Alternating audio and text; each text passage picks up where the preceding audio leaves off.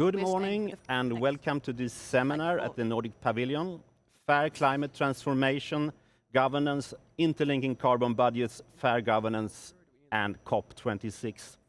My name is Jens Ergon. I have worked as a climate journalist at the National Swedish Television for some 10 to 20 years. I'm now a PhD student at CCL, the Climate Change Leadership Node at Uppsala University, where we focus on climate governance and democratic means to accelerate a just transformation in line with the Paris Agreement. I will co-chair this event with Isabella Baudisch, who works as a coordinator at CCL. We all know where we are right now. Analyzing the new texts, or no, honestly, it's the final hours at COP26 and climate ambitions don't add up. Things are beginning to move, but at a very late stage, and fairness is key. But this is also true in a general sense. Climate ambitions need to be ratcheted up and fast. And we know fairness is crucial to get the job done. Global fairness, but also from a national perspective. We have to pursue a rapid transformation in a context where inequalities have been on the rise for decades in many countries. How do we convince people who have lost out for years that the green transformation is a good idea? And also fairness from a generational perspective. Postponing action will put an immense burden on those young today. And finally, from a democratic perspective, getting people on board so that they feel that they can participate in deciding over their own future. All these dimensions of fairness are important. We have an impressive line of participants today, from scientists to MPs to civil society. And we have decided to, divided the seminar in 3 blocks. First, a 20 minutes introduction by 2 researchers, then 2 30 minutes panels about carbon budgets, fairness, and the process we are in, here at COP26, but also back in our home countries. How do the NDCs add up now, and how could they be strengthened in a fair and democratic way? In the second panel, we will hear a scientific assessment of where we are at COP26 and the view from politics. And in the third panel, we will get the crucial views from various parts of civil society. But first, let's welcome our introductory panel. Mikael Karlsson, Associate Professor at CCL in Uppsala, who joins us online, and Kevin Anderson, Professor at Manchester University and also Guest Professor at CCL. Kevin, please come up. But Mikael, you will start by setting the scene. You were here in Glasgow last week. Now we are back in Uppsala. So please, Mikael, what do we mean by a fair transformation and fair transformation governance? Well, thank you, Jens, for this introduction, and hello to all of you still being in Glasgow in the final hours or maybe final days, who knows. I just read the texts that came out this morning. I started to read and think a bit about them. So I wish you all the best in trying to influence further what's happening. When I think about fairness in relation to climate issues or justice in relation, I often think back to field studies that I conducted together with students some 10 to 15 years back in East Africa. In the village of Kisanga in Tanzania, children are, instead of being in school, standing in line for about 20 hours to fetch water in a green, thanks to the fact that, as we say in the FairTrans research program, that people are taking city utility vehicles to pass over the speed bumps in posh areas in Stockholm. That's a global equation in one way. Countries disappearing, floods, extreme weather, severe drought, affecting people who live in deep poverty, not seldom being chronically undernourished, and being exposed to climate change that's worsening that situation. Even though global development is more in the hands of human justice, which leads to the conclusion immediately that we need broad, massive, rapid reductions of emissions of greenhouse gases. And when we have been advocating this issue in Sweden, we have talked about close to zero emissions by 2030, which was perceived impossible previously, just as 2050 was perceived impossible previously, just by the end of the century was perceived as impossible previously. We know that it's possible to achieve leapfrogging in some areas, improve efficiency in others, and by thinking through the perspective of sufficiency, downscale a lot in all systems. But the transformation that's required is also challenging many people in their present daily jobs, in their present daily lives. And people in the city of Borlänge in Sweden, to take one example, which had a big paper mill previously and which has steel industry and so on, feel threatened. And it's also important to get them on board in the transformation in order to avoid triggering opposition to transformation and to have more people working in the same direction. So we've set up a research program we call FairTrans, which is the organizing unit behind this seminar. It stands for Fair Climate Transformations. And we do that research program. We carry it out together with civil society organizations corresponding to a membership, including a membership of, in total, I think 5 million Swedish citizens, which is more or less half of Sweden.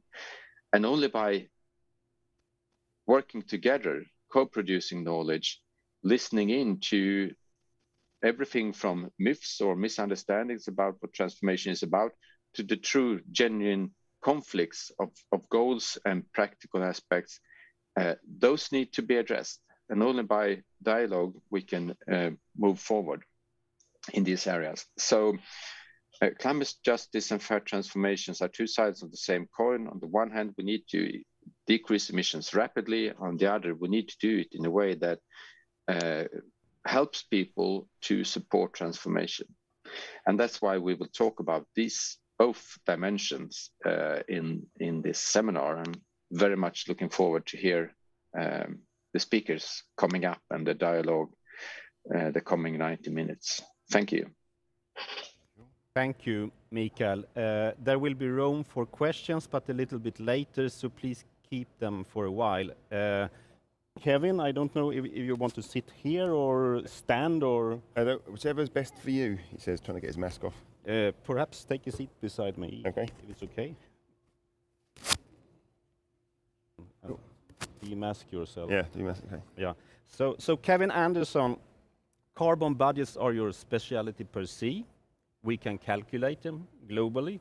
But how can science incorporate fairness and equity into the equation? I mean, what do we mean by fair carbon budgets respecting the Paris Agreement? Okay. Well, I think let's first go back to 1992, where some of you here probably can't remember so well as I can.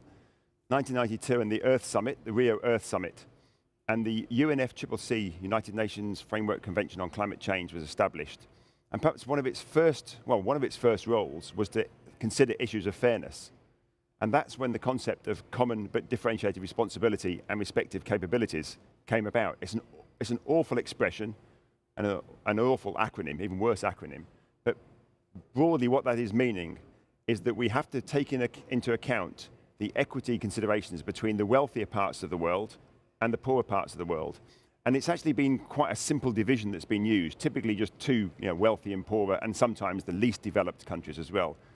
And this concept of CBDR, common but differentiated responsibility, basically it's that the wealthy parts of the world need to lead on moving away from fossil fuels. So it will take longer for the poorer countries to shift away completely from fossil fuels, so the wealthy countries have to show leadership. And the second part of it, which was also key, was there needs to be some financial support. I like to see it as reparation, like what we owe them. It's not aid, it's actually what we owe the poorer parts of the world first to deal with the climate change that we have knowingly imposed upon them. Remember, the first report from the IPCC came out in 1990. So our high emissions in the Northern Hemisphere and the West have been, we know that has been impacting the poorer parts of the world for 30 years, but we've still carried on. So we've got to compensate for that, but we've also got to help them leapfrog the fossil fuel era by providing them some funding, some finance to leapfrog to cleaner forms of energy rather than locking themselves into fossil fuels like we have done. So CBDR is absolutely key, but at every single COP since then, the rich countries have tried to weaken that process, tried to undermine the process of fairness that's embedded deep within the regional negotiations. In 2015, where you're probably all more familiar with, we had the Paris Agreement, where we agreed to reduce our emissions in line with staying well below 2 degrees centigrade and ideally pursuing 1.5 degrees centigrade. And that, again, had very clearly, if you read the document, the Paris Agreement, there's equity scattered right the way through it. Equity is a really key part, despite the fact that rich countries have tried to remove that. And I think it's really important sometimes to look at where equity was embedded within the Paris Agreement. It gives a very clear steer on what we should be doing. And then we had the G7 communique earlier this year, in May of this year. So that was the richer countries of the world, typically coming together. And then they agreed to strengthen the 1.5 framing of climate change. And let's also be clear that at 1.5, this is not a safe threshold. You know, climate change is not an issue for the future, it's an issue for the present. I've sat in some events here where people have been pointing out their families and their friends are suffering from climate change and sometimes dying from climate change today. And I think we have to remind ourselves when we're in Glasgow, it's not a problem for the future, it's a problem of the present. And 1.5 is not a safe threshold, and nor is 2, but I think it's probably 2, I think, is probably the best we can achieve now. But we've got this focus on 1.5 here. You can see it everywhere. Keep 1.5 alive. So what does the science tell us about 1.5 degrees centigrade? Well, what's really clear from the science, that what really matters is not a long-term target, not net zero by 2045 or 2050 or whenever that might be. What matters is the total amount of carbon dioxide you put in the atmosphere, what's called the carbon budgets. And this is a really key issue because it moves the policy agenda from 2030, 2040, and 2050 to what do we do in 2022 and 2023? What do we do between now and the end of this year? That's the policy landscape. That's the time frame that is most important. Now, if you look in the IPCC report for 1.5, and I'm focusing here on energy, for a good chance of 1.5 degrees centigrade, we have about 270 billion tons of carbon dioxide we can emit. And for an outside chance of 1.5, we've got about double that, about 540. That probably means very little to some of you, maybe more to others. We currently emit from energy use about 36 billion tons. So a little bit of arithmetic tells you we have between about 8 and at the most 16 years of current emissions. And just think about that when you hear the discussions here about net zero by 2050, net zero by 2060, net zero by 2070. We have between 8 and 16 years at current emissions. And there's no sign that emissions are going to go down this year or next year at the moment. There's no policy framework there. Nothing is coming out from here to suggest that's going to happen. 8 to 16 years. And what's really important to understand there, that's a global perspective. And what we've repeatedly forgot about in this COP is actually this common but differentiated responsibility. How do we separate between the wealthy and the poor parts of the world? And building on some work I did with Tyndall Centre and Seamus CCL colleagues in Sweden last year, if you played out what we did then, what becomes evident is that the richer parts of the world, for a good chance of 1.5, need to be zero carbon energy by 2030, 8 years from now. For an outside chance of 1.5, but still hopefully well below 2, then we have to about 2035. Now, the poorer countries have about 15 years longer to do that. But just think, 2030 and 2035 to be zero carbon energy, planes, trains, ships, industry, cars, everything. That sounds impossible. We should have started in 1990. We have chosen to fail for 31 years. And that's why we are where we are today, because it's a cumulative problem. So I want to move on now to the one Swedish word I'll use. I think it's pronounced correctly, svindleri, or as we might say over here, fraud, or I put perhaps more politely, well-meant deception. So what's clear is that this mitigation challenge, trying to be zero carbon within 8 years in the wealthy countries, or at the most maybe by 2035, that is beyond, you cannot reconcile that with our current economic growth model.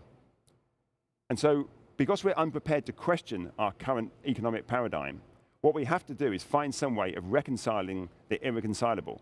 And that's what this COP has been about. That's why everywhere you go here, you'll see the word net zero. You come back here 3 or 4 years ago, you would never have seen the language of net zero. It just was almost never used. Net zero is Latin for kick the can down the road. And it is everywhere. We use it. Just you hear academics using it, journalists using it. If you stop and ask them, what do you mean by net zero? They don't know. They don't understand what's behind it.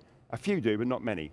What's really dangerous about it is if you look in the detail, the countries that have the detail, the UK being a good example, it's completely reliant, or significantly reliant, on future generations removing huge quantities of carbon dioxide, as in maybe 10, 20 billion tons of carbon dioxide from the atmosphere every single year. But out after 2050, when the policymakers and the analysts and the academics that are suggesting net zero are either dead or retired. And that's important, that what we're doing there is moving the burden of mitigation from today to the next generation and the generation after that. And that is a deliberate process because we dare not question our current economic paradigm. It has to always fit with business as usual. The other thing about this net zero, it embeds all sorts of other quite complicated things to do with substitution. So it allows us to substitute between different greenhouse gases, between carbon dioxide and methane. One of them lasts just 10 or so years, the other one lasts hundreds of years. They have different chemistry in the atmosphere, different levels of certainty about measuring them and about how much we know is actually being emitted. So there are lots of things that net zero does to move the burden so we can move things around that allow us to maintain effectively a greenwashed business as usual. And if you read, I haven't read this morning's document from this COP. I read the draft one the other day. It's full of emptiness. It's a long document, nice words, eloquent, and completely vacuous. And I gather that the latest one also embeds things in there where we can still have we can have coal-fired power stations, but it must be abated. We can carry on with subsidies for fossil fuels, but they must be efficient subsidies for fossil fuels. We're still not even now in 2021 prepared to tackle the challenge. And I also want to touch on finance. As I said right at the beginning, CBDR embeds finance in there. And what we're talking about, $100 billion. That is an embarrassing and obscene crumb that has fallen off, and I'd say this deliberately, the rich white men's table. That's what it's fallen off. It's fallen off here, and we aren't even prepared to pay that. $100 billion from all the rich countries to all the poor countries to help them deal with the impacts we've imposed upon them and leapfrog mitigation. 100 million. That's 5%, 1/20th of the UK's GDP, the equivalent from all the rich countries. All this sounds very gloomy. The policymakers, I would say that the often co-opted senior academics and the mainstream journalists have swallowed this net zero delusion. We hear, glowing stories about what's happening, about their pledges and so forth, but when you unpick them and you see what's actually behind them, what you realize is almost no change from business as usual. So the COP has not succeeded in delivering anything even near the Paris Agreement. So where is hope? I don't think hope resides in the negotiators and the leaders here. They've failed for 31 years. They'll fail for another 31 years if they're left just to negotiate in those rooms. Hope resides, I think, in the civil society movements that we see, but not just in the big marches, but what's going on underneath the marches, how they engage locally, and the wider dialogue that's occurring within civil society, not just amongst the activist community, but about people more generally. And it's there that hope resides. Climate change is a complex problem. It has emergent properties. We don't know where success will come from. What we need to do is we need to embed integrity, clarity, humility, and openness. And if we all push hard with those as our guiding principles, then there's a real chance that we could yet turn this tank around and respond at least to the 2 degrees centigrade framing of climate change. Thank you, Kevin. Thank you for this harsh introduction of the realities of carbon budgets. I don't know if Mr. Timekeeper, I guess the time for the first block is run up. I suppose so, when I look to my watch. I guess you have tons of questions after what both Kevin and Mikael have said, but please keep them for a while. And let's shift panel first. And Kevin and Mikael, take a seat, but please stay and join the discussion. And welcome to Claire Stockwell of Climate Analytics and the Climate Action Tracker collaboration. And hopefully very soon, I just got a telephone call from Jytte Guteland. She's on her way. She's a Swedish MP for the Social Democrats in the European Parliament and heavily involved in the formation of the European Green Deal in the Parliament. But Claire, I see you are still working with a computer. But we're going to start with you, and I can present you a bit, just to give you a bit time. Oh, you do? Oh, fantastic. Oh, the slides. He has the slides. Anyway, Climate Action Tracker has analyzed the NDCs and climate policy of the world for years. And you have followed the UN process closely. So please give us your updated view. What is the situation here at COP26? What would we need during these last hours in Glasgow and more generally after Glasgow? Please. Thanks very much for the introduction, Jen. Good morning, everyone. Happy to be with you. Yes, as Jens said, the Climate Action Tracker, for those of you that aren't familiar with us, has been in existence for over a decade. And what we do is track the commitments and actions of about 40 countries that represent around 80% of emissions globally. And then we look at where that level of action would get us in terms of closing the emissions gap for 2030, as well as temperature warming. So we put out our latest update that went up to including the announcements from the World Leaders Summit on the first week of the COP on Tuesday. So in this brief introduction this morning, I was just going to run through some of the key points from that analysis. So if I could go to the second slide, please. So if we go back to what did we agree in Paris? In Paris, we knew the NDCs that countries had put on the table at that time were not going to be sufficient for us to get to the 1.5 degree warming level.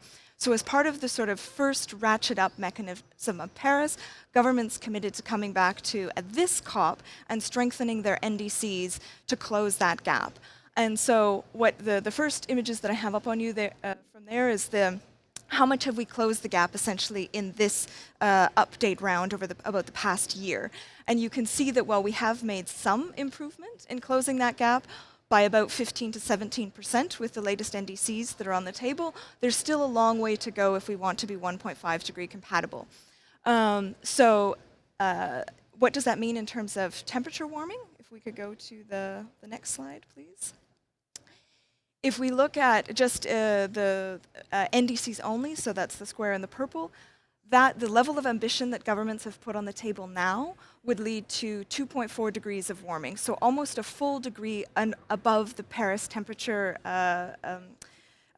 limit. And it gets even worse if we go to the left and look at what countries are actually doing in terms of implementing policies.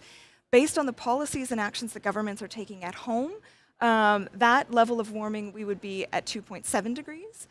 Now, it does get better when we start to incorporate the net zero targets. And so if we look at what the 2030 targets would get us, plus what we consider to be binding net zero targets, so that is targets that are either officially adopted in domestic law or that have been submitted to the UNFCCC, the long-term strategies with sufficient detail for us to analyze, that would bring us to about 2.1 degrees of warming. And then if we broaden the scope to include all of the countries that have either announced or mentioned that it's under discussion in their home country whether or not they would adopt a net zero target, that gets us to 1.8 degrees. Now, that may sound great. That's definitely getting below 2. That's a major milestone, but there's a whole bunch of caveats that need to go along with that estimate, which is, of course, first, that 1.8 degrees is not 1.5. And the second, if we could go to the next slide, is that, I did these at 6 a.m. and I forgot to put in the graphic that I wanted to show in this next one, but it was on the NDCs. We also analyzed, it was on the net zero targets. we analyze the design of the net zero targets for the countries that are in our tracker and look at, do they have the elements that give us confidence that this target would actually be met? So do we have clarity on which gases it is, which sectors, whether it's including international aviation and shipping? Does the government have a pathway to get to net zero? Do they have a review process? Have they done all of the planning? And unfortunately there you find that the vast majority of these net zero targets that have been put on the table, the design associated with them is very poor, at least for the countries that we track. And so that's concerning. And so clearly in this last slide, what I wanted to cover was, the one that was up on the screen. What you may also have heard in this past 2 weeks, we've had a lot of sectoral analysis, the announcements about coal, methane, deforestation, and so we did a very quick assessment, which we just released yesterday, looking at if we added those sectoral initiatives in, where does that, in addition to the NDCs that are on the table, get us? Now, there's a couple of caveats that I need to point out here. The first is, of course, this is a very rapid initial assessment that we've done. It is difficult to, with these types of sectoral initiatives, to assess what is really additional to what countries were already planning and that would therefore already be reflected in our analysis of NDCs or of current policies. But our best estimate is that that would close the gap by about a further 9%, which would get us about a quarter of the way to where we need to be for 1.5. But clearly still we still have a very long way to go. And also there's a number of key countries when you look at the list of who has signed up to these initiatives. Some of this key auto manufacturing countries where, which would be very important for the EV policies are missing. Some countries with significant methane emissions are not part of the methane pledge. So you would also want to expand the scope of which countries are participating in these initiatives, and ultimately we would want to see that reflected in stronger targets and stronger policy action. So to come as I wrap up, Jens, to your last question, what do we sort of need to see in the final days of the COP? And I think what's really critical to come out of the decision that countries that just came out this morning, I'm still, like you, digesting the text, but there is a paragraph in that text that's talking about coming back in 2022 and asking countries to revisit and strengthen their NDCs. And I think that is really critical because the job that we set out to do in Paris, to come back here at this session and ratchet up to close this gap, clearly while we have made some progress, countries have not achieved that task.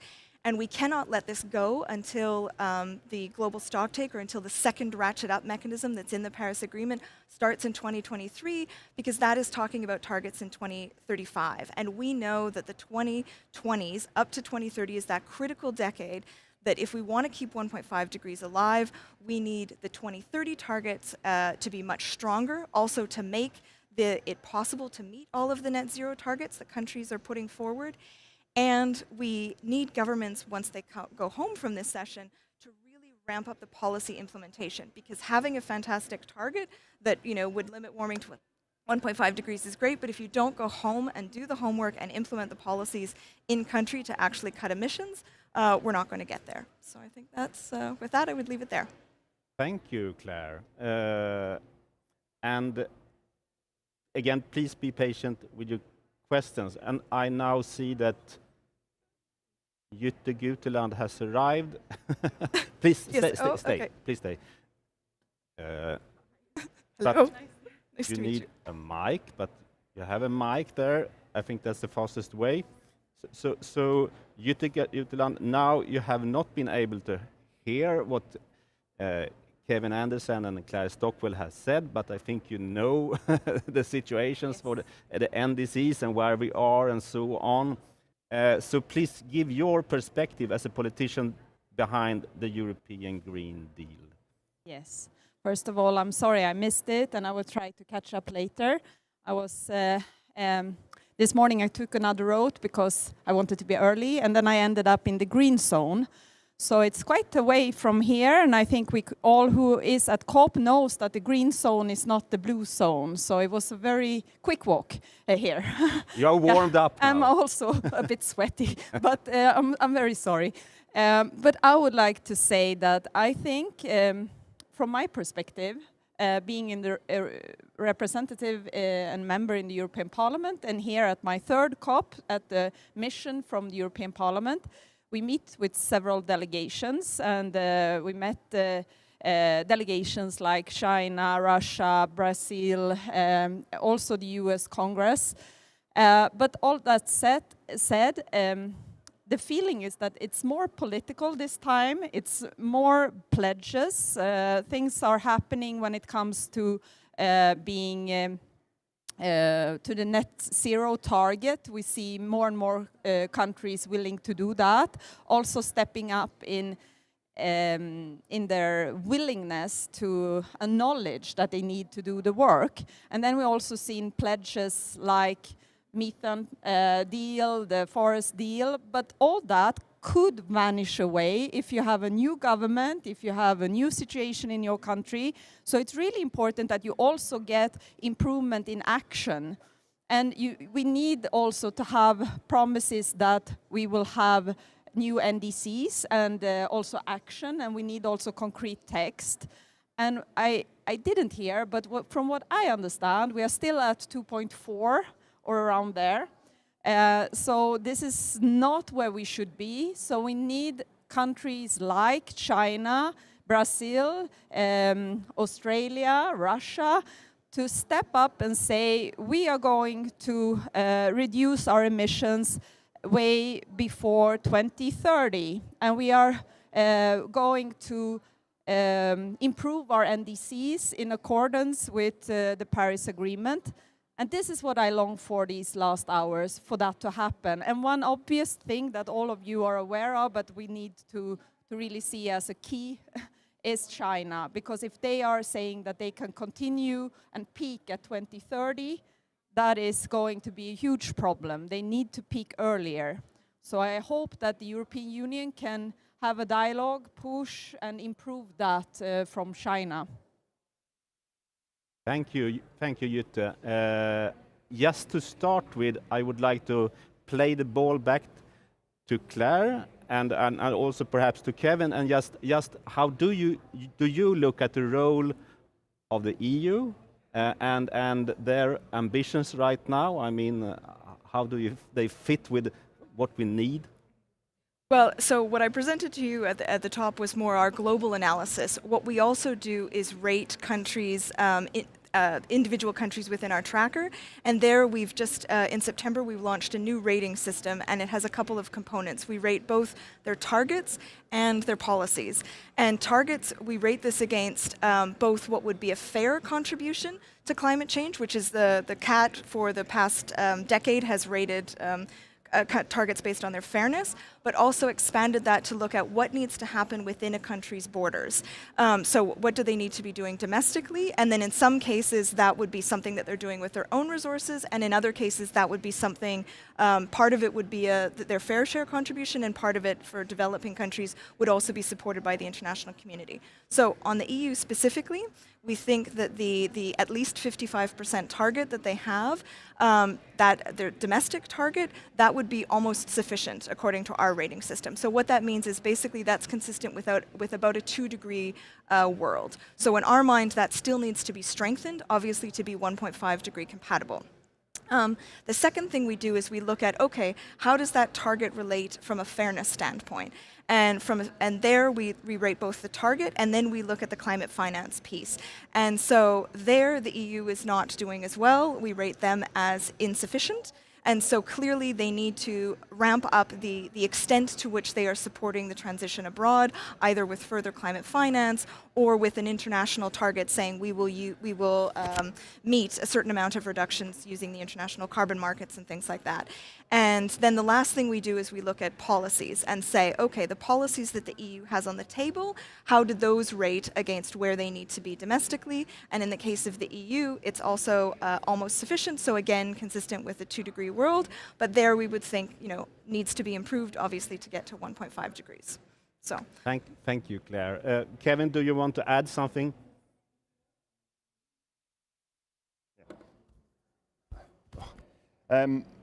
Is this working okay? Okay. Yeah. Well, I would come to a paper that says that the UK is more in line with 2.5 to 3 degrees centigrade of warming, and the EU's framing is much weaker than the UK's. And I think the reason we have a significant difference in our outcome is that we based our analysis on carbon budgets, and as I understand from quite a lot of discussion there with Carbon Action Tracker, they base theirs on a sort of on the pathway shape that comes out of IPCC. My view is that the budgets is a more robust way of looking at that, and it allows you to embed fairness. And the other thing is, I do not assume when someone says net zero by a date, they mean zero. I remove the net part because the net part does not exist yet. And so if you remove that, you end up with much larger budgets for these countries. So if you believe that the future generations will suck hundreds of billions of tons of carbon dioxide out of the atmosphere, you get a different result from if you say, I think they may not suck hundreds of billions of tons of CO2 from the atmosphere. So you end up with very different results. So I would say this COP is much more in line with 2.5, 3 to 4 degrees centigrade perhaps. And as I said, I think the EU policy framework, the 55% is appalling. And just to add to that, von der Leyen, in her opening speech here, referred to the 27 billion pounds that the EU is putting in to the finance fund for the poorer countries. That's about 0.18% of the EU's GDP. 0.18%. That is deeply embarrassing. It's a $16 trillion economy, and it can only dip in its pocket for the poorer parts of the world for 0.18% of its GDP. So thank you, Kevin. So if I conclude, I mean, EU may be in the lead, but they have still a way to go. Would you like to comment? And in your mind, what role could EU play during the last hours here and beyond Glasgow? How could the ambitions of the EU be ratcheted up in a fair and democratic way? Yes, if we start with the mitigation, then I would say the EU has not only the at least 55 to 2030, we also have all the sectorial legislation in place going to be revised this year. And that is something that also makes it stronger, that we actually go through all the sectorial legislation. The climate package is 12 pieces of legislation, and 8 of them are going through the ENVI committee, working with the different sectors, and that will definitely improve and also make it possible to sharpen the target, actually improve the target. Then I definitely agree we should do more, and therefore on the NDCs, one way, what the European Parliament is telling also the Commission, and we are telling it everywhere, is that we would like to see the shipping sector and the aviation sector in the NDCs. That would be a way to make the target even stronger to 2030 from the EU side, but it would also improve the others NDCs. So we have an ETS for the shipping sector on its way coming. That is better than, I think, all the countries in the world on the shipping sector, but we need also to incorporate it in the NDCs. I think that would really help. Then on the adaptation and the climate financing, yes, we should definitely see that it's a responsibility of the European Union. Even here we are trying. I come from a country who doubled its climate financing, so I know it's possible, and I also think this is something that all the members or the member states in the European Union should do. So this is also a pledge for the Minister of Finance in all the countries to do that. Thanks, Jutta. Claire and Kevin, if you want to comment, and I also would like to give the chance to you to open the floor for questions, both to Jutta and Claire and Kevin and Mikael, who is still sitting back in Stockholm. Any questions? Go ahead.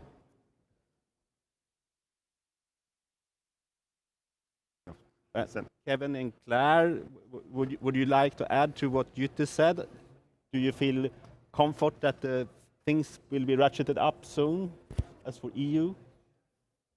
Well, I would hope that we would see strong support from the EU in the last hours on making sure that I think it's paragraph 29 in the text and talking about that we revisit and strengthen the targets for next year. I think we really need to see We can't just have an invitation for those that have yet to submit.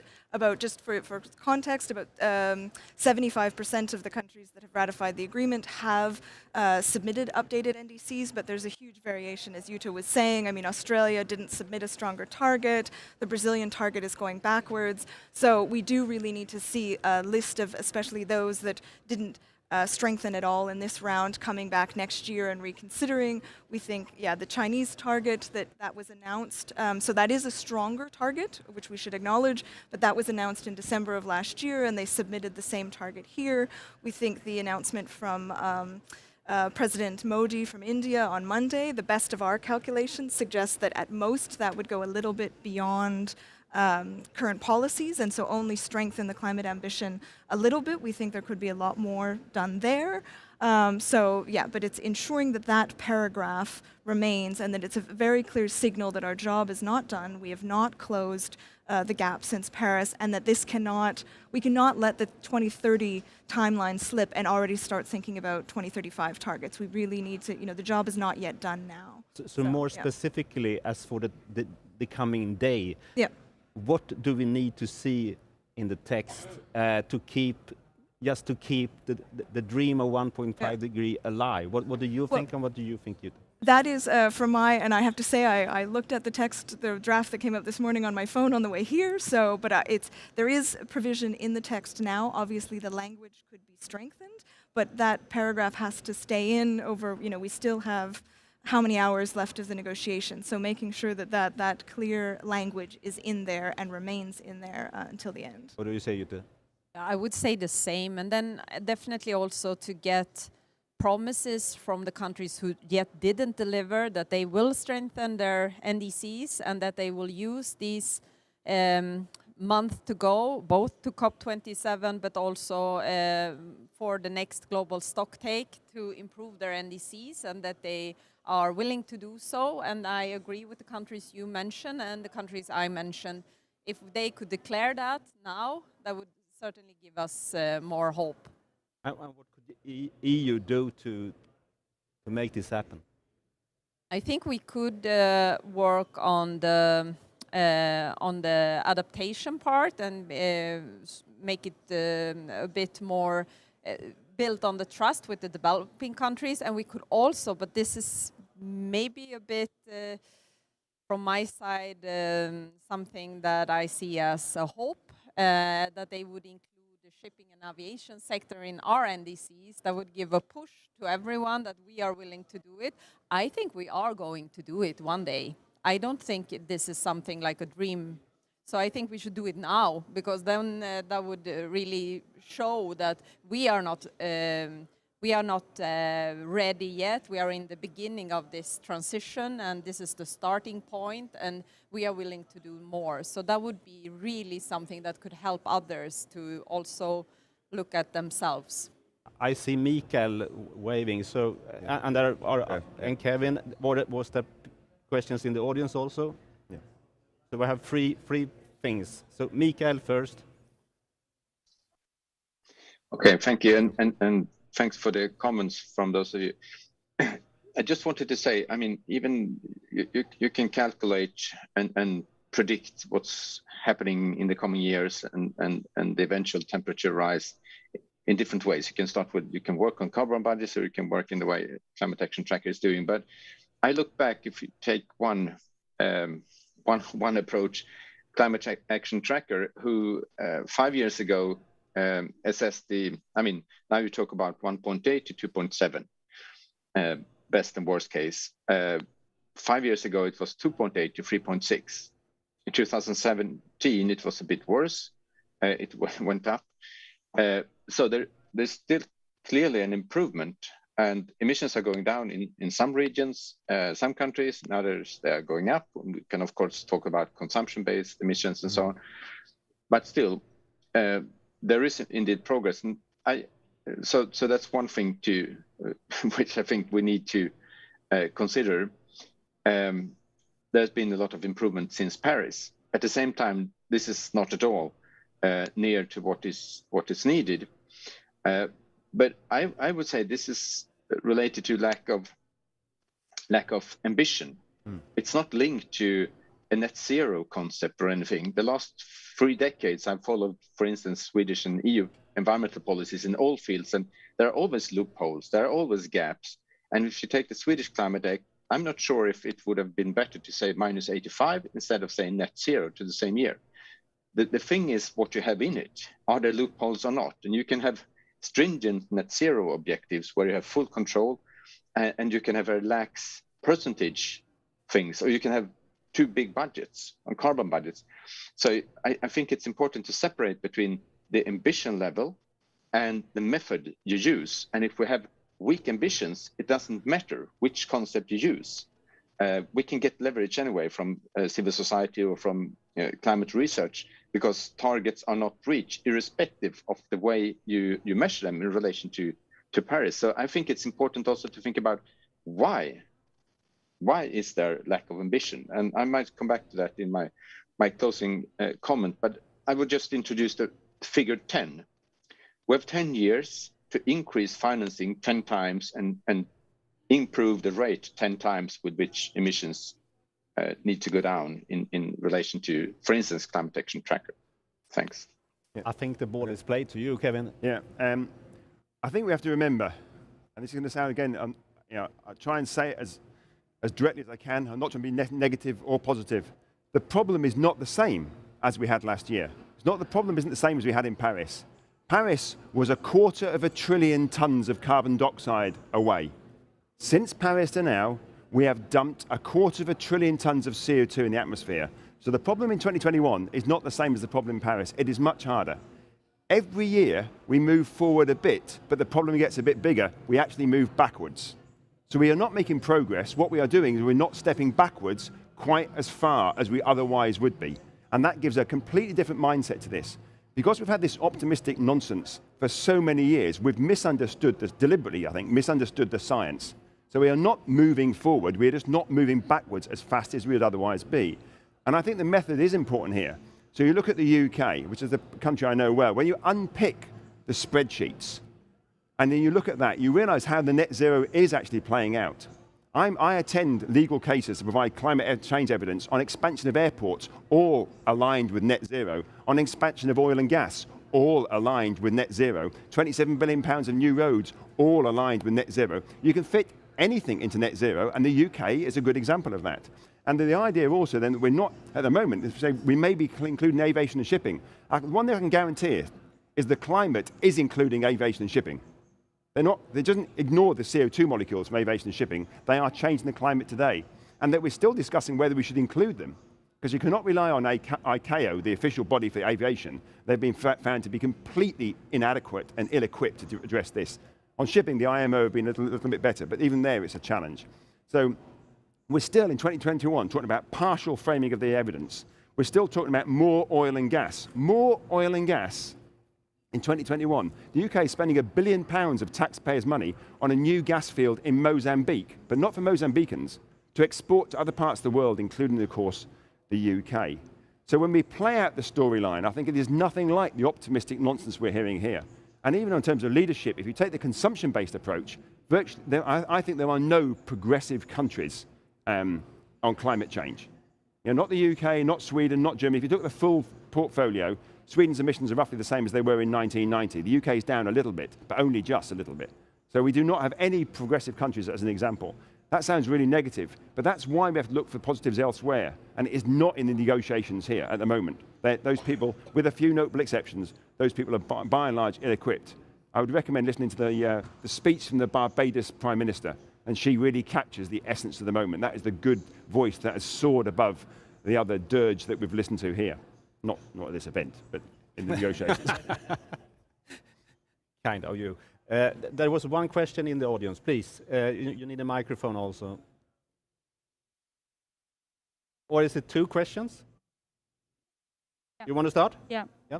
So can you hear me? Please tell your name first. My name is Nille, and I'm coming from the forestry sector. And my question was, while following all the negotiations, I was asking myself, because somebody proposed to make the agreements not 5 years, but per 1 year to renew them, and I was asking myself also, according to forests, if it even feasible to do that. On your opinion, it would be interesting to me if we could move something more forward, if we are having the target to renew the target setting not every 5 years, but rather like every 1 year or 2 years.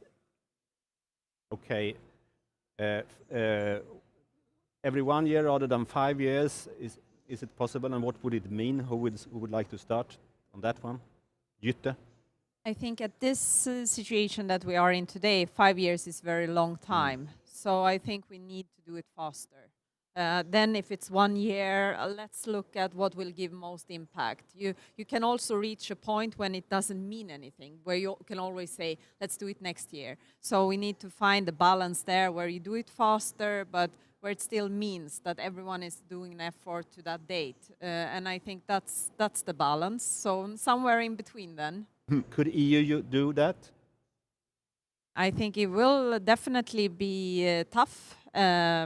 This is something that will need lots of arguing, because many institutions, all the institutions, will find it difficult. So we need to be clear on that. It's still an effort what we are doing now with all the revisions, and there are people who work with the revisions also all the time, and it becomes a bit overloaded. But I think also the intervention now on where we are in a extremely, I said also catastrophic situation for the planet. So I mean, we need to do more, and I think we have really strong arguments for it. So let's pledge for, not pledge, let's demand it also in our own work after the conference. Did you want to add something? Well, if I could just distinguish between what we need to do on the current set of targets, there I do think we need to come back next year and have all countries, I've listed a bunch of them that, like Australia, that didn't strengthen at all, but I think all countries need to revisit now because we have not closed this gap.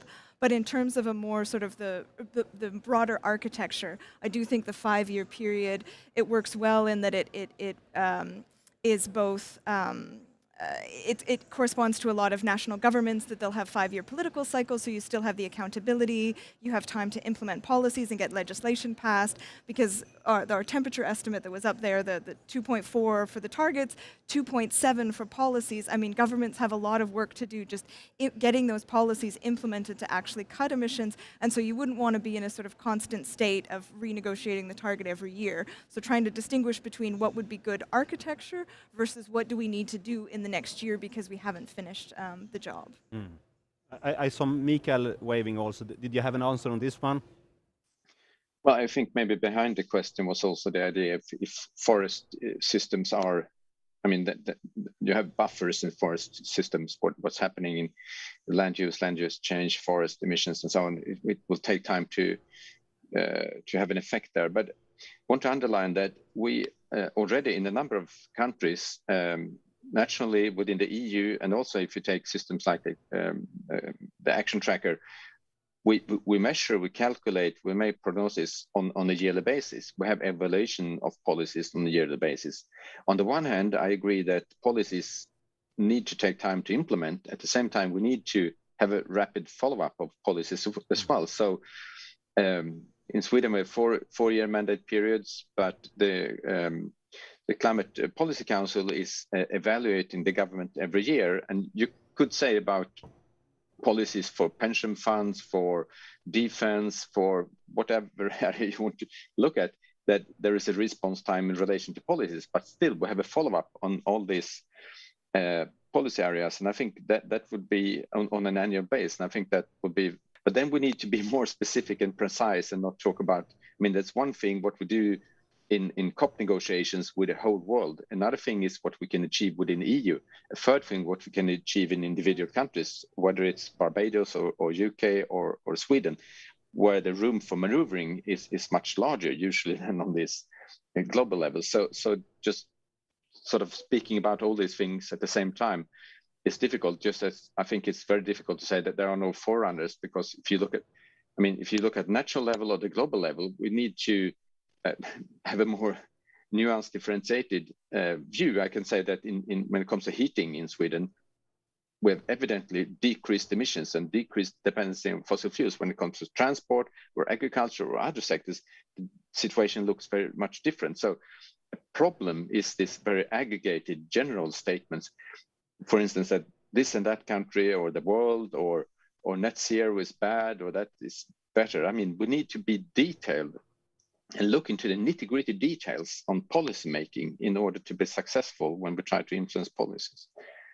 Thank you, Mikael. And perhaps I could add also, I mean, if you talk about individual countries, where perhaps the main decisions are made, we decide on budgets every year. So clearly it's possible to go on, please. Thank you. Thank you. Thank you.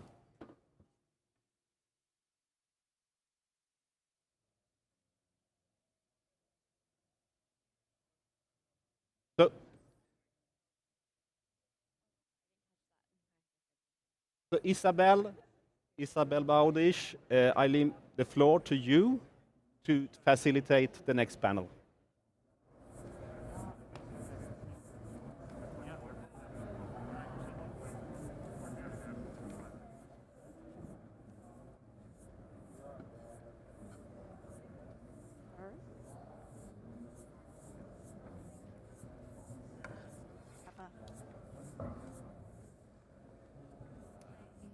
Hello.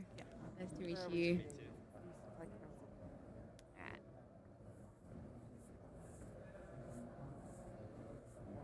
I'm gonna do like a semicircle situation. Sorry.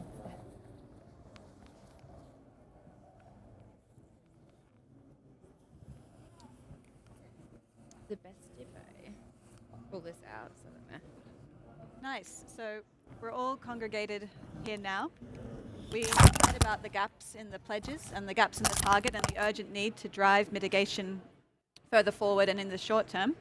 But what is the next steps? What are the roles of the other actors who are a very important part of this picture? What is the role of civil society? So we're very privileged to have a representation here to discuss this with us today. I'd like to first start with Louis Mitchell, who's joining us here from Fridays for Future and Climate Live, which is an organization which combines activism and entertainment to enlarge the global climate movement, engaging a new audience through music. Now, Louis, what's the feeling from the youth coalitions that have gathered here in Glasgow? Is the feeling that COP26 is future-proof? Is it fair? Thanks, Isabel. I think as youth, I'll take off my mask actually, sorry. As youth activists, we came to COP with demands, not hopes, because we simply just don't have time. We had demands for the governments to listen to the science, limit global warming to 1.5 degrees, stop the proliferation of coal, oil and gas, and above all to listen to impacted communities and close the gap between science and policy. And that optimism in our demands that we had walking into this building back just under 2 weeks ago has been draining steadily as the future that we're seeing is turning into the present. So leaders have been stepping up, and it's great to see that. We welcome that. But this year ambition for a positive future has definitely been on display with several countries and regions, notably like the EU, UK, US, which have been historical climate emitters. But and NDCs have taken a positive step forward, but it's not enough. Action has not been enough, and it is not decisive enough to be what we need for a positive climate future. Action needs to accelerate from all countries. And not at the next COP, governments need to be going from Glasgow and taking action today. We just don't have any more time. And to use what Prime Minister Boris Johnson said at the beginning of the summit, it's 1 minute to midnight. And if the situation is really that dire, and I do believe it is, we actually need to act like it, because at this stage we're not seeing that urgent action, even from those who are doing the most. We need to remember that the climate crisis is no longer a crisis of the future, as Kevin said, but a crisis of the present, impacting marginalized communities more, especially in the global south. So access to fresh water in the Torres Strait, just above mainland Australia where I live, has been becoming increasingly limited as seawater from rising sea levels inundates groundwater supply. In the Philippines, where I have many friends, which has also been named the country most at risk from the climate crisis, typhoons have been making landfall with increasing intensity and frequency every single year. And from a personal perspective, 1.8 million hectares of Australia, where I call home, burned last year in the Black Summer bushfires, which tore across regional Australia and Indigenous communities. And that was made worse by climate change. 1.5 degrees is not a safe bet, and nor is 1.1 where we're at now, and especially not towards the levels that we're heading at. And our emissions are just already too high. We've burned through too much of our carbon budgets already. We need to stop thinking about the future, or, well, how much do we have left? We need to think about, well, how can we reduce as quickly as possible? We need to start that before even I was born. I was born in 2003. We need to start this back in the 90s. And yeah, world leaders have been delaying and failing. And a policymaker actually had the audacity to say to one of my friends earlier this week that he was in awe of their actions, and that the youth will fix their failures, as if that was some kind of compliment, which it isn't. We haven't been seeing this action. It's not up to us to fix the actions of those who have predated us. We need to fix what has been done needs to be fixed today. Acting now is the only option that we have. The world has promised to do more, has promised to pay more, to do more to repay our debt to the unjustly impacted communities in the global south, especially with the $100 billion Gold Climate Fund, and we need to keep that promise, which we have been lacking. Areas such as the EU, as Kevin said, 0.8% of their GDP. It's just simply not enough. We need to be seeing action in line with what we have done as OECD countries. We need to be seeing action and funding and finance that actually helps these communities and doesn't hold them back. As youth activists at COP, we're very much seeing our future slip away from the sidelines as leaders pretend to care about an issue that they just want to ignore. And we've been campaigning for years and standing on the shoulders of courageous environmental defenders who have been campaigning for decades, since the 70s. And we've made progress, but at the end of the day, it's simply not enough. We need to be seeing more. COP needs to listen to those who are seeing the effects of climate crisis today. Even in the face of what is excruciatingly clear climate science, detailing what will happen if we don't stick below 1.5, leaders still feel the need to prioritize economic gain. They still feel the need to greenwash. We don't just need climate action, we need climate justice. We're getting neither. Countries need to step up, and they need to do it today. With the cover text in the drafting stages, I still think there's some chance for things to slightly improve over the next few days as it kind of gets finalized, but it's at the end of the day, it's just not going to be enough. I do hope that COP26 has ignited some form of spark within world leaders to go home and to actually take decisive action. But as I've been saying throughout all this, we're not seeing the action we need to have a safe and livable future. So I don't think COP has been a success. I think it's been underwhelming and lacking, and it's a really big shame to see. Thank you so much, Louis. So, you mentioned more has to be done on the home front, and Andreas, you're from the Foundation for European Progressive Studies, a think tank working with sort of innovative policy and sort of research design ideas. When we think about just transition, this is one term that's being bandied around quite a lot this COP, and is kind of looking about like how do we move and make these changes. Could you comment on the relationship between just transition, fair governance, and their role in driving ambition? Yes, thanks a lot for giving me the space here. So, just transition is a concept that was also in the Paris Agreement, but what I would like to focus in my intervention is both really the systemic transformation that we have to undergo in the economies to really address the already happening climate crisis, and also a little bit the framing of the just transition, because it can take a very progressive climate justice frame, or it can be yet another, not hoax, but another kind of mechanism to delay action and can be apoderated by special interests. So on the first thing, I mean, I think we've heard on both on the NDCs, but also on the very concrete actions that we have, for example, in the EU with the Fit for 55 package. I mean, of course, much depends on the implementation, much depends on what is really happening, and I do share the concerns that were raised about net zero, because, okay, either it's unproven technology or it's basically nature-based solutions which have a green-grabbing dimension, because they say, okay, terra nullis, and we're just going to plant a zillion of trees somewhere, but there'll live people there.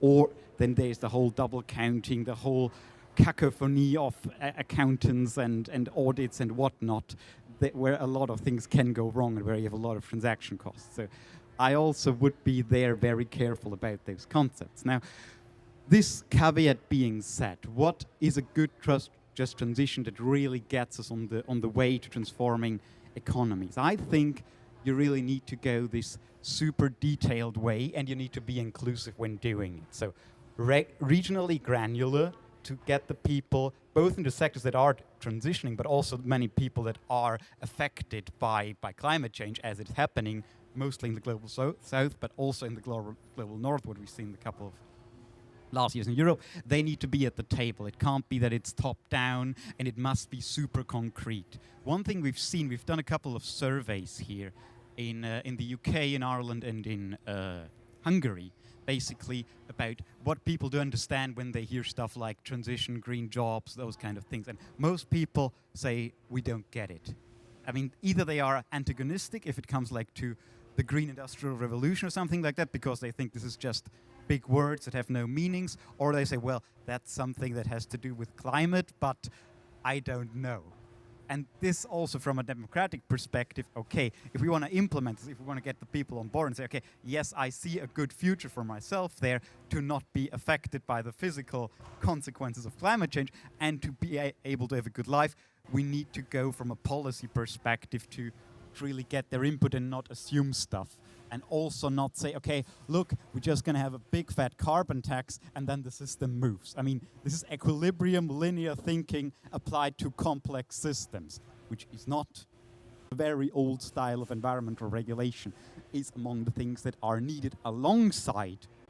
Now, for last, say, 200 years, most economic systems we've had, I mean, especially in the global north, which is historically big responsible countries that have depended on cheap energy.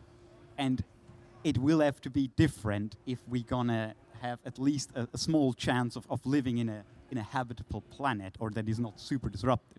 So, but who's gonna pay for that? That energy costs are rising already, and they would rise anyway as fossil fuels get more expensive to extract as they get less.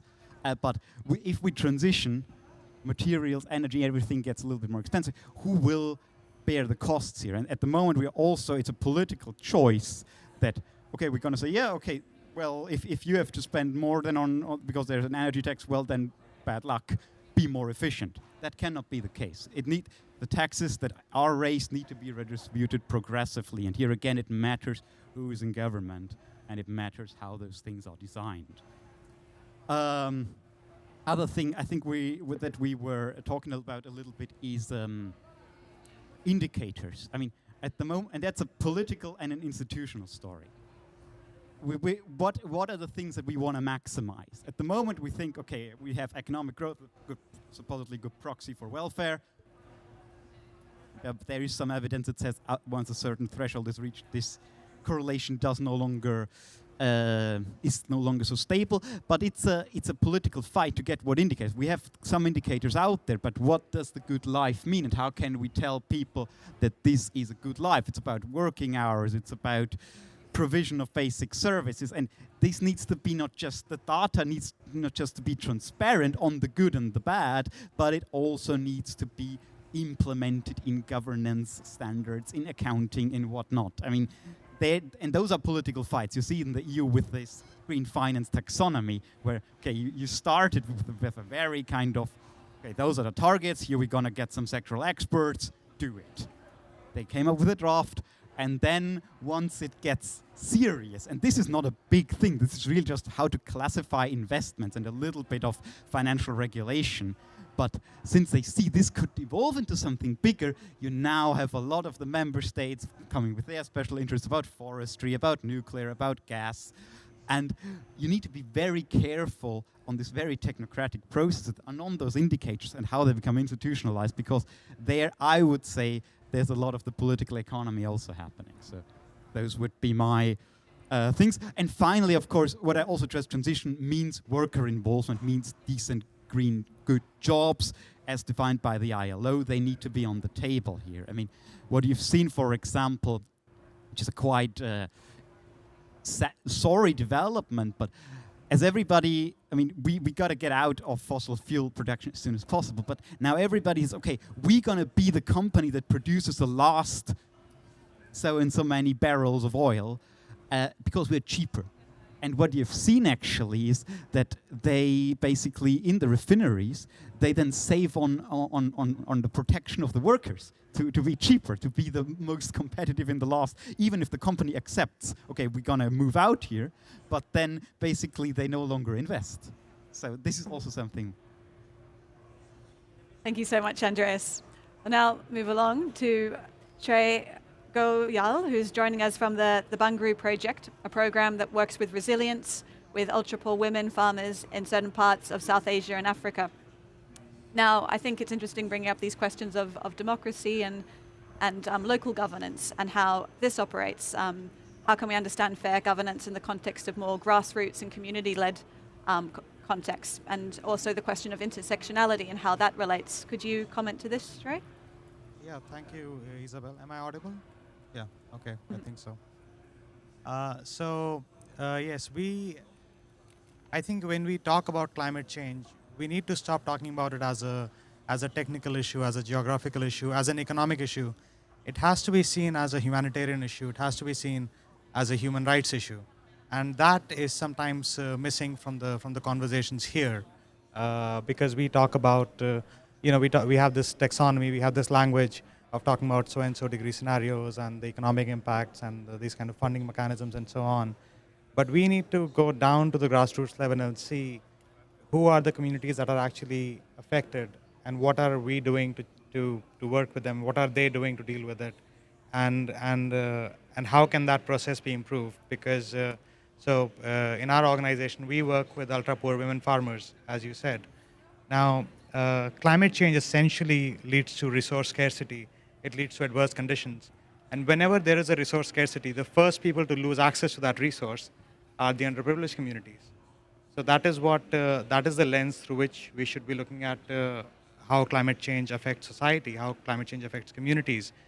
So what we saw was that women farmers are the first to lose access to any kind of help, any kind of structures that are supposed to make those communities resilient compared to male farmers.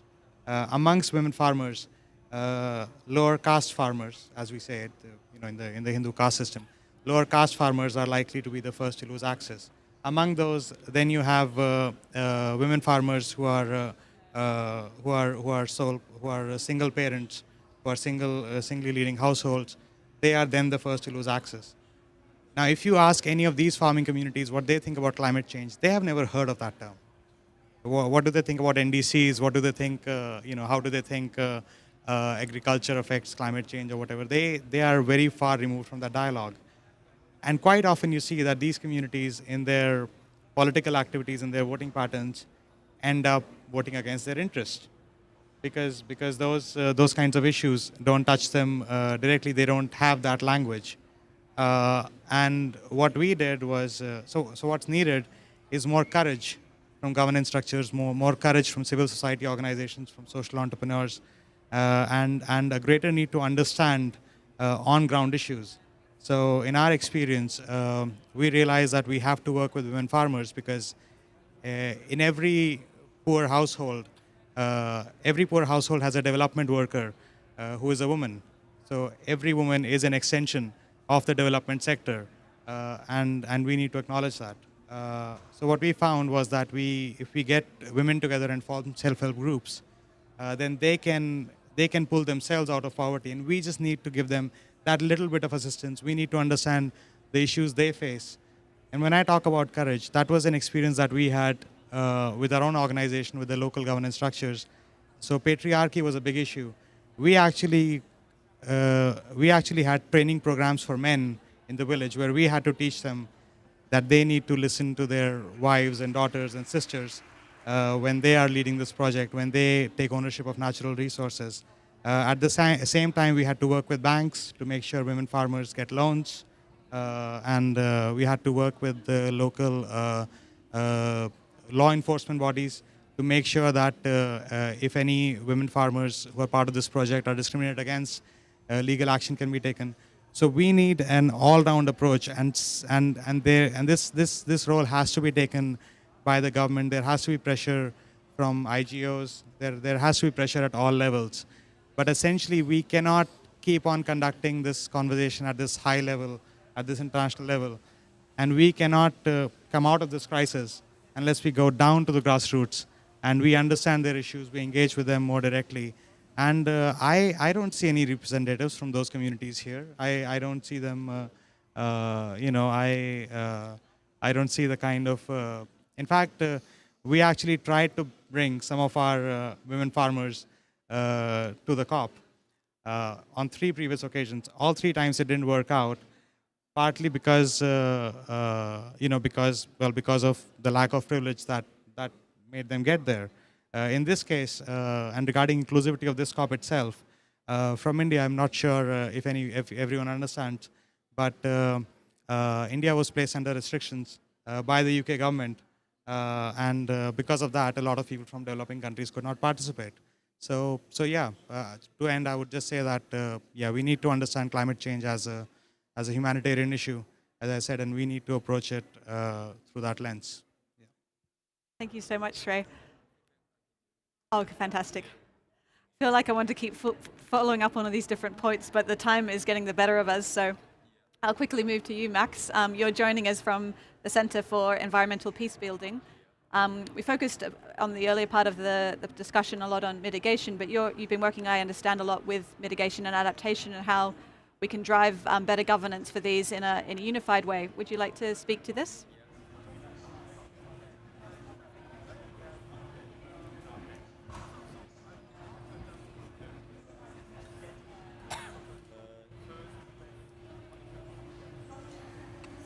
Great. Hi everyone. I work with Center for Environmental Peacebuilding. It's a US-based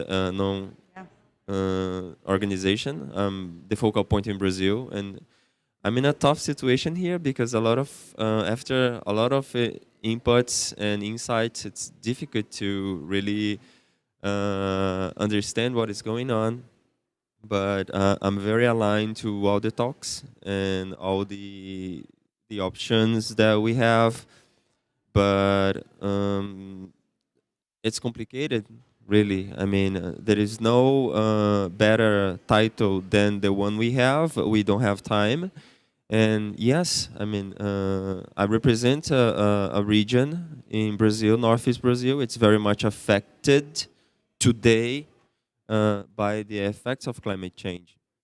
I had the opportunity to, through the organization, visit some countries before COP here in Europe, and I chose, before coming to Europe, 1 weekend before, I went to visit the communities in Northeast Brazil, in my state, in Ceará, where 33% of the population faces extreme poverty. 33% represents more than 5 million people living with $10 per month. So, I mean, how you can deal with vulnerabilities and you taking climate change as a trigger in communities that are already facing poverty, violence, gender issues, and you have no access to natural resources, especially water, as the colleague mentioned. So yes, I mean, it's a difficult situation, but now as Center for Environmental Peace Building, as a non-governmental organization, we are trying to work with government, we are trying to attract private sector, and trying to combine mitigation action and adaptation action and bring relief and resilience to the most affected communities. Yes, thank you so much. Thank I'll you. pass here to my friend. And now, finally, we're very glad to be joined by Holly Crockford, who's working with Climate Force. I'm the director there and working with carbon sequestration and drawdown projects. Holly, would you like to wrap this up with some reflections on where you see the role of NGOs in driving the change we need? I'll use this one. Mic. Yeah. Hi, everyone. Wait, let me turn my country badge over. You can tell probably from my accent that I'm Australian, which is interesting at the moment. So we've had a lot of great reflections on fairness, and I think it's important to look at fairness across two paradigms, particularly from the not-for-profit sector, where what you really want to see or what you believe is fair isn't quite being acted out by your government, for example. And it's a matter of how do we push the needle on our governments, almost like a Trojan horse approach. So I think there's a lot of frustration in the NGO sector in Australia, and we're at this sort of decision point of we feel we need to shift the entire paradigm of incentive structures to get action, but it's not necessarily, we don't know if that's feasible, so we're trying to sort of work within the current incentive structures. So a great example of that is to reduce coal-fired power generation and basically let the private sector come and invest because they will shift the transition. We need regulation to give the market signal for the private sector to provide the financing, but the regulation won't come until we have the government. So we've actually been going out into coal communities and speaking with representatives in key swing electorates to try and transition their vote to then move the government perspective and sort of move the needle and have that domino effect. We'll see how that happens, and we'll see in the election early next year whether that has worked. But I think it brings a lot of reflections on we're currently approaching the fairness paradigm with thinking almost a territorial perspective of I won't move till you move, a sort of conditional financing perspective. And I just would like to say that climate change is an issue of such a size and scale that it doesn't actually respect international borders. It is really all of our problem, and we should be showing action and ambition. And I, like, before it's too late, quite frankly. Yeah. Okay. Yes. Yep. Yes. So I'd like to thank all of our speakers. Thank you for being here with us today, and enjoy the final hours as we go into to see what's going on with the techs. Thank you, and you can visit Climate Change Leadership at Uppsala University if you're curious to know more about our projects. Thank you. Thank you. Thank you so much. Thank you.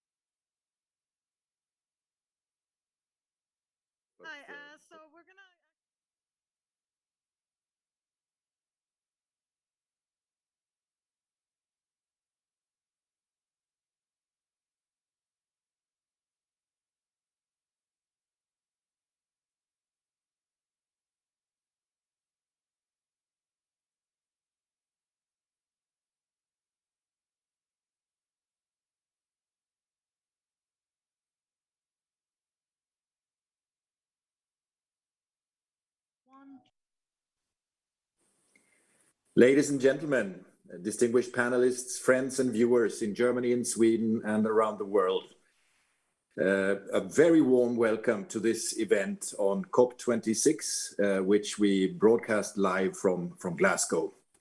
My name is Per Töresson. I'm the Swedish ambassador to Germany, and it's my great pleasure and honor to open this event, which the embassy has organized together with our partners, the United Nations Association of Germany and the Nordic Council of Ministers. We have chosen to call the event COP26, a milestone for combating climate change, with a question mark. And for sure, days and hours are decisive. The world now expects COP26 to show that we understand what it takes to meet the Paris Agreement, the 1.5 degree goal, but not least that we are ready to do what is required. Sweden listens to science, and we are certainly ready to take action to meet and to get us back on track. And of course, privileged countries like Sweden and Germany have a special responsibility when it comes to showing the way. And in our experience, engaging all sectors of society is key. And we have, over the last week, seen some promising examples from both industry and finance who are willing to take on the challenge. One very interesting example now takes place in the north of Sweden. The steel industry is one of the largest polluters when it comes to greenhouse emissions. And two Swedish companies now work on what will probably be the largest industrial investment ever in Sweden, to reduce CO2 emissions down to zero. Today, they produce 10% of Sweden's emissions, and worldwide we know that the steel industry stands for about 7% of emissions. The first steel has already been delivered, showing that the method works, and the companies aim to put fossil-free steel on the market in a large scale by 2025. And actually, the industry in Sweden doesn't feel threatened by the fact that the transition to fossil-free neutrality is going too fast. It's rather that it's going too slow. Within the initiative Fossil-Free Sweden, 450 actors in 22 different industrial branches have already adopted roadmaps for their contribution to a fossil-free society. You could say that the climate issue has gone from being an environmental issue to being an issue of competitiveness, of exports, and of business policy. Also, the finance sector is a good example. We saw almost 500 important financial actors pledge to place the combat on climate change at the center of the work last week. And thanks to the German State Secretary Jochen Flaschbart's commitment, numerous countries have also committed to increase their contribution to climate funding.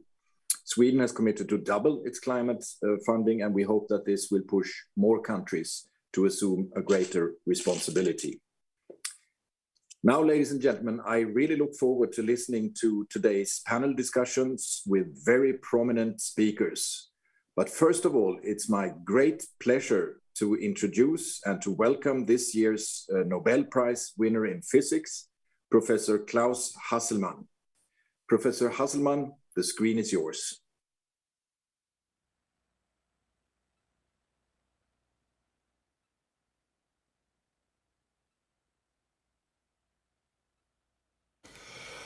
My name is Klaus Hasselmann. As a 90-year-old, I recently received the Nobel Prize in Physics. I was honored for scientific findings I had made more than 40 years ago.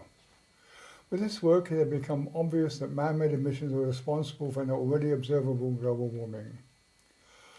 Already then, it was clear that further emissions of greenhouse gases would cause even more severe climate change. it had become necessary to act. However, in all these years, CO2 emissions have continued to increase by some 60%.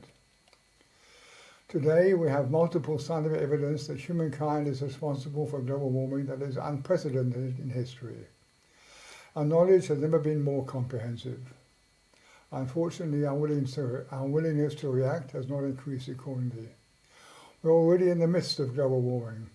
We're experiencing multiple consequences of climate change: heat waves, melting of inland glaciers and polar ice caps, rising sea levels, floods, droughts, and loss of biodiversity. Today's challenge is to transform scientific knowledge into political and societal action.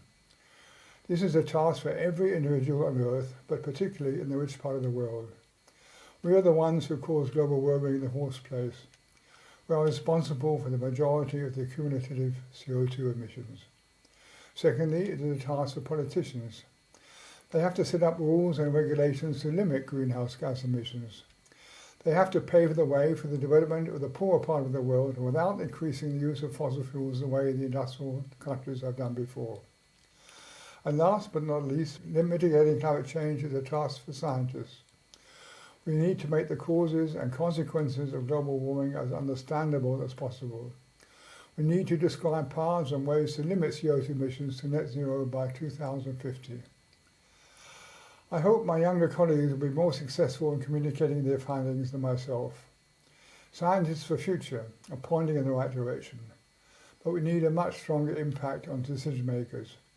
The next generation, those who will suffer from the effect of global warming, like Greta Thunberg and Fridays for Future, have managed to stir up the public and politics much more effectively than we were able to. The longer we wait, the more expensive this necessary transformation will be. In addition, the cost of damage caused by extreme weather conditions, pandemic diseases, or global mass migration will only go with time. We cannot wait.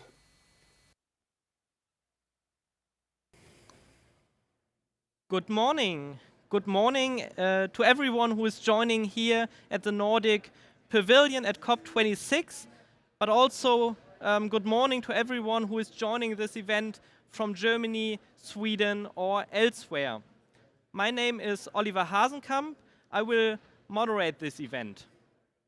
And I also would like to welcome all of you on behalf of the organizers, the United Nations Association of Germany, and the Swedish Embassy, and express my sincere gratitude to the Nordic Council of Ministers and the Nordic Pavilion who have made this event possible.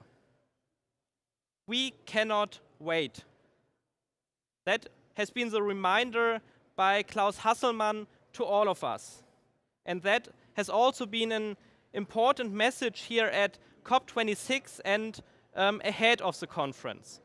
The British presidency has reiterated Paris promised and Glasgow must deliver in order to make sure the Paris Agreement and its target to limit global temperature rise to 1.5 degrees Celsius are implemented. In fact, many people say that COP26 is probably the most important international climate change conference since the one in Paris in 2015. United Nations Secretary General Antonio Guterres has underlined already in February that COP26 is a critical milestone in our efforts to avert climate catastrophe. So the expectations towards COP26 are very high. But can COP26 meet these expectations? What has been reached so far? What challenges do remain? And is COP26 indeed becoming a milestone for combating climate change, or rather another failed opportunity? These are some of the questions that we would like to discuss with our panel here in Glasgow and additional speakers who join virtually today on the last day of COP26 as the conference draws to an end and as we would like to draw some first conclusions.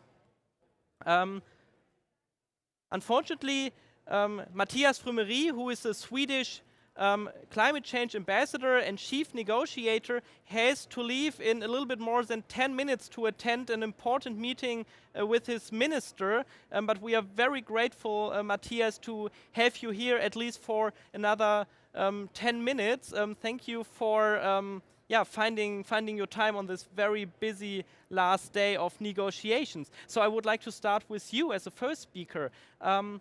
Can you summarize for us what has been reached so far? How satisfied are you as a Swedish chief negotiator with the negotiations?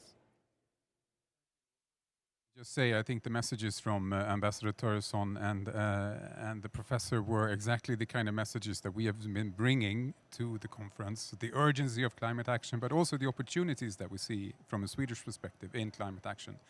And that's obviously something which we will want to see reflected in the outcomes of the conference. We're now, as you say, at the very last day, and we're seeing texts coming out which will be probably revised during the course of the day, and the meeting we're now attending at 11 o'clock is focusing on finance, which the Swedish minister has been co-facilitating together with his Egyptian colleague.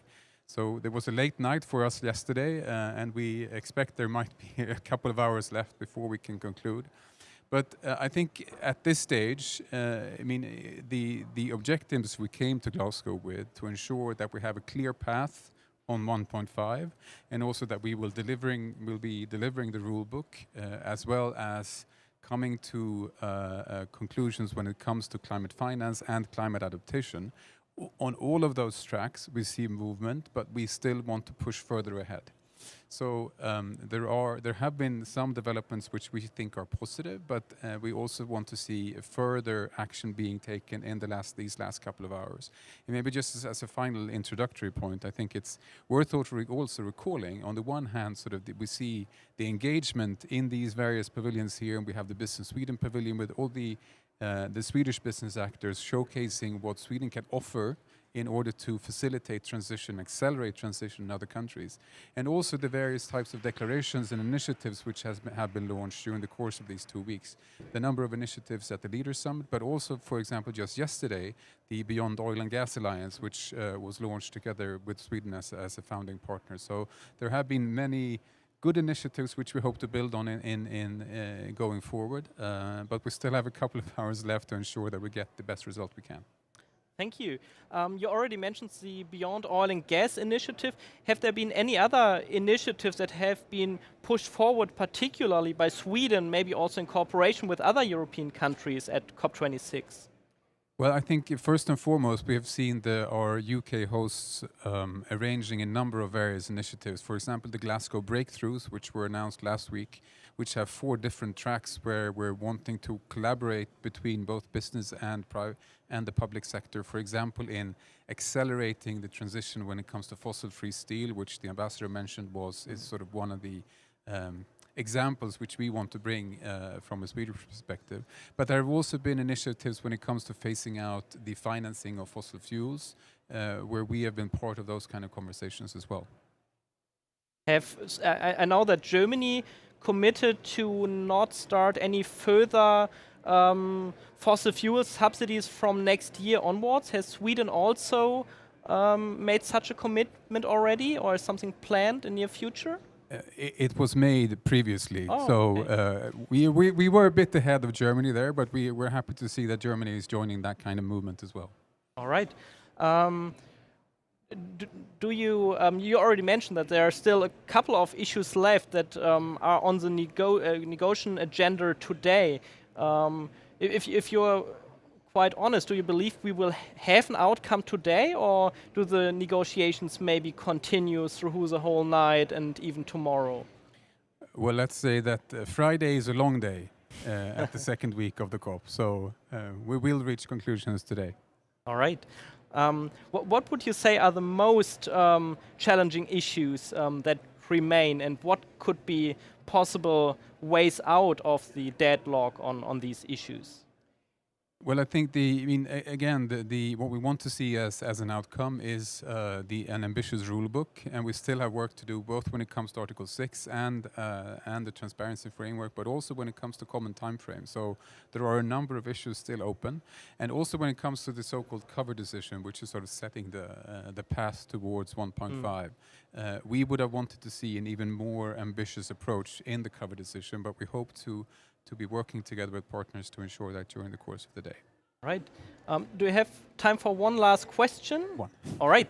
Then before we are coming back, of course, to the agenda items and the possible outcomes of COP26 later on in the discussion, I would at least briefly talk with you on about the process of negotiations. As this COP is taking place during a global pandemic, the British presidency still has reiterated they want to make it an inclusive COP. What is your impression of the representation also of people from different places in the world? Is it an inclusive COP, or are there some challenges due to the COVID-19 pandemic in this regards? At least from our perspective, I would say that we appreciate very much the efforts of the UK presidency to secure an inclusive conference, both in terms of parties' participation, but also when it comes to civil society actors. Having said that, we do recognize that there have been challenges, especially during the first few days of the conference, both in terms of access and also the virtual platform which has been established for the conference. But then again, just having the virtual platform in itself, I think, is a huge step forward, and hopefully something we can build on for future conferences. Because as I think this is the first time we've actually used that mode of work, which in the going forward could be create possibilities for an even more inclusive process for various types of actors to engage in the negotiations. All right. Thank you, Matthias. Thanks for joining us on this very busy last day of negotiation, and good luck with the negotiations, and good luck with making COP26 actually a milestone for combating climate change. Thanks very much. We need it. I now would like to introduce you to our next speaker. I would now like to introduce you to Professor Johan Röckström. He is the co-director of the Potsdam Institute for Climate Impact Research and one of the leading experts on climate change, international climate change negotiations. And he has been attending COP26 during the first week of negotiations last week, and is now joining this event virtually. We are very glad for having you here at this event today, Professor Röckström.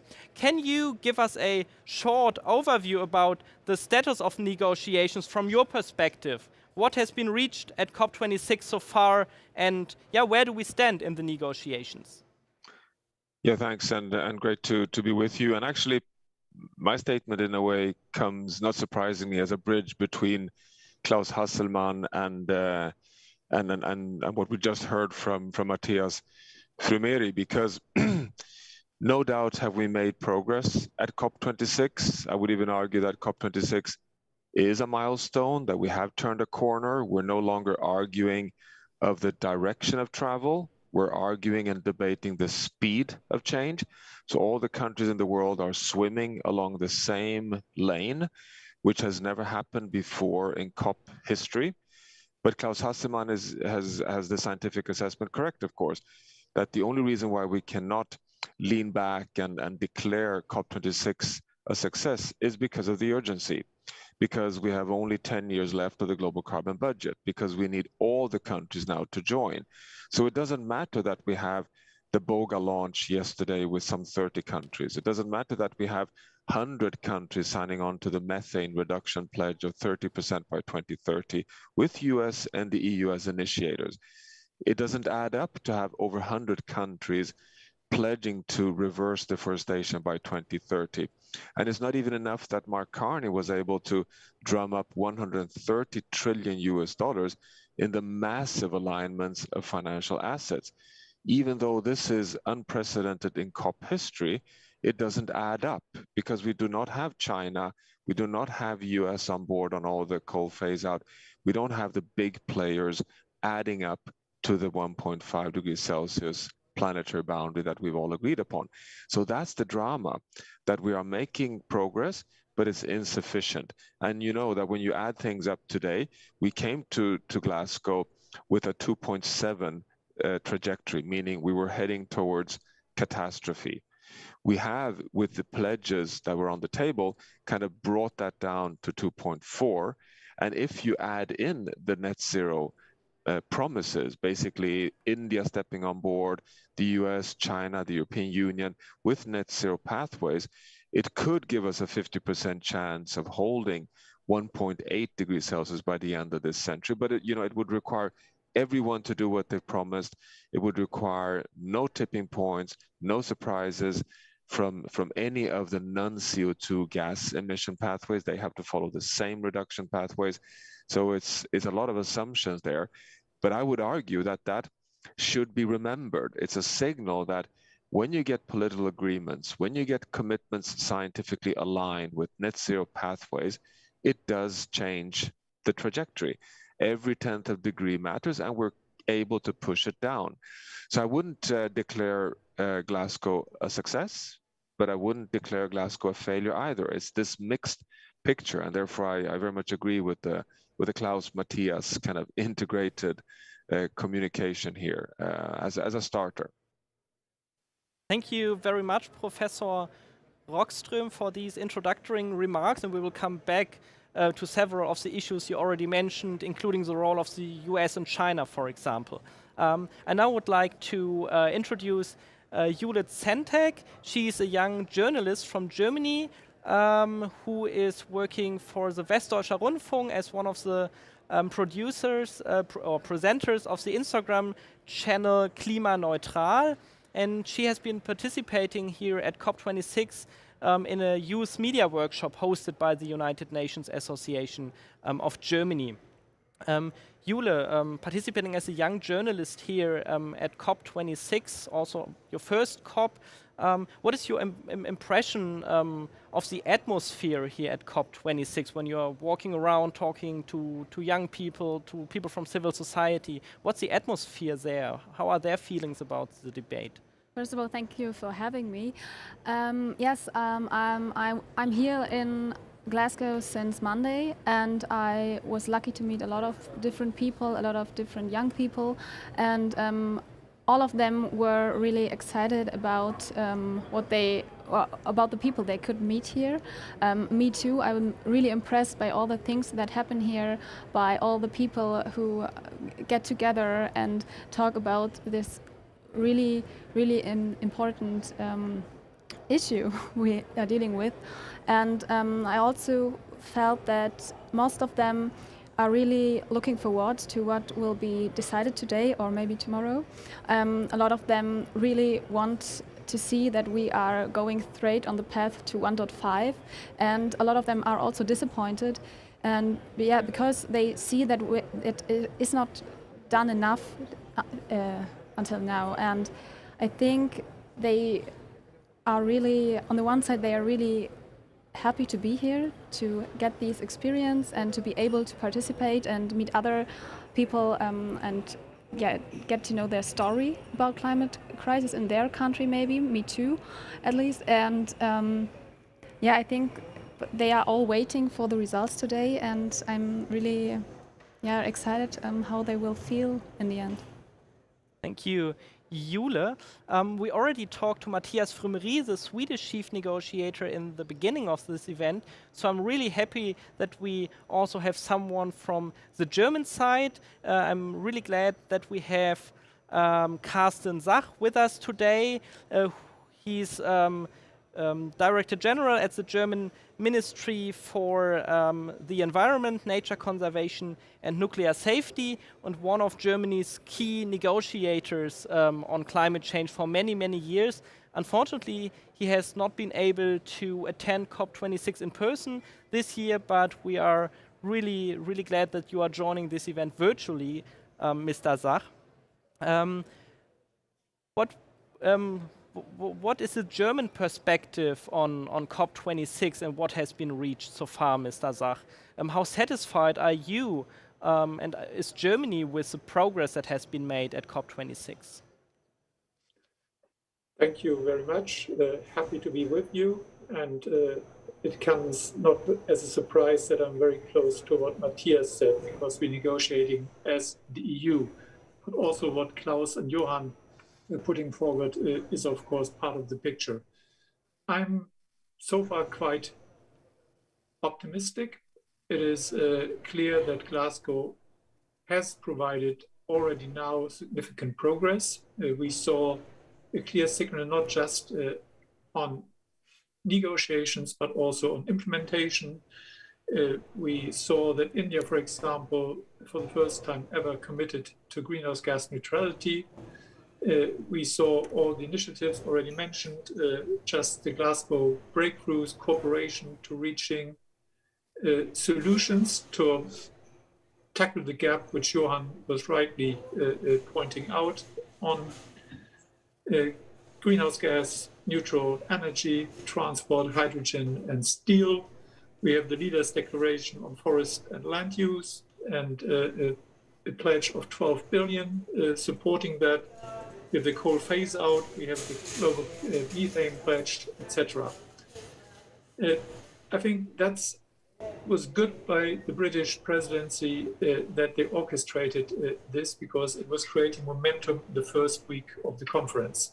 Now, of course, Matthias was pointing that out, we are in the end game, and it's important what we will see in the so-called cover decisions, which are the political essence of what Glasgow is, and in some decisions on the rule book. So, reflecting on what Johan said, what we need to be reflected in the cover decision is a clear pathway for accelerated mitigation, ambition, and implementation. We know that the next year is critical.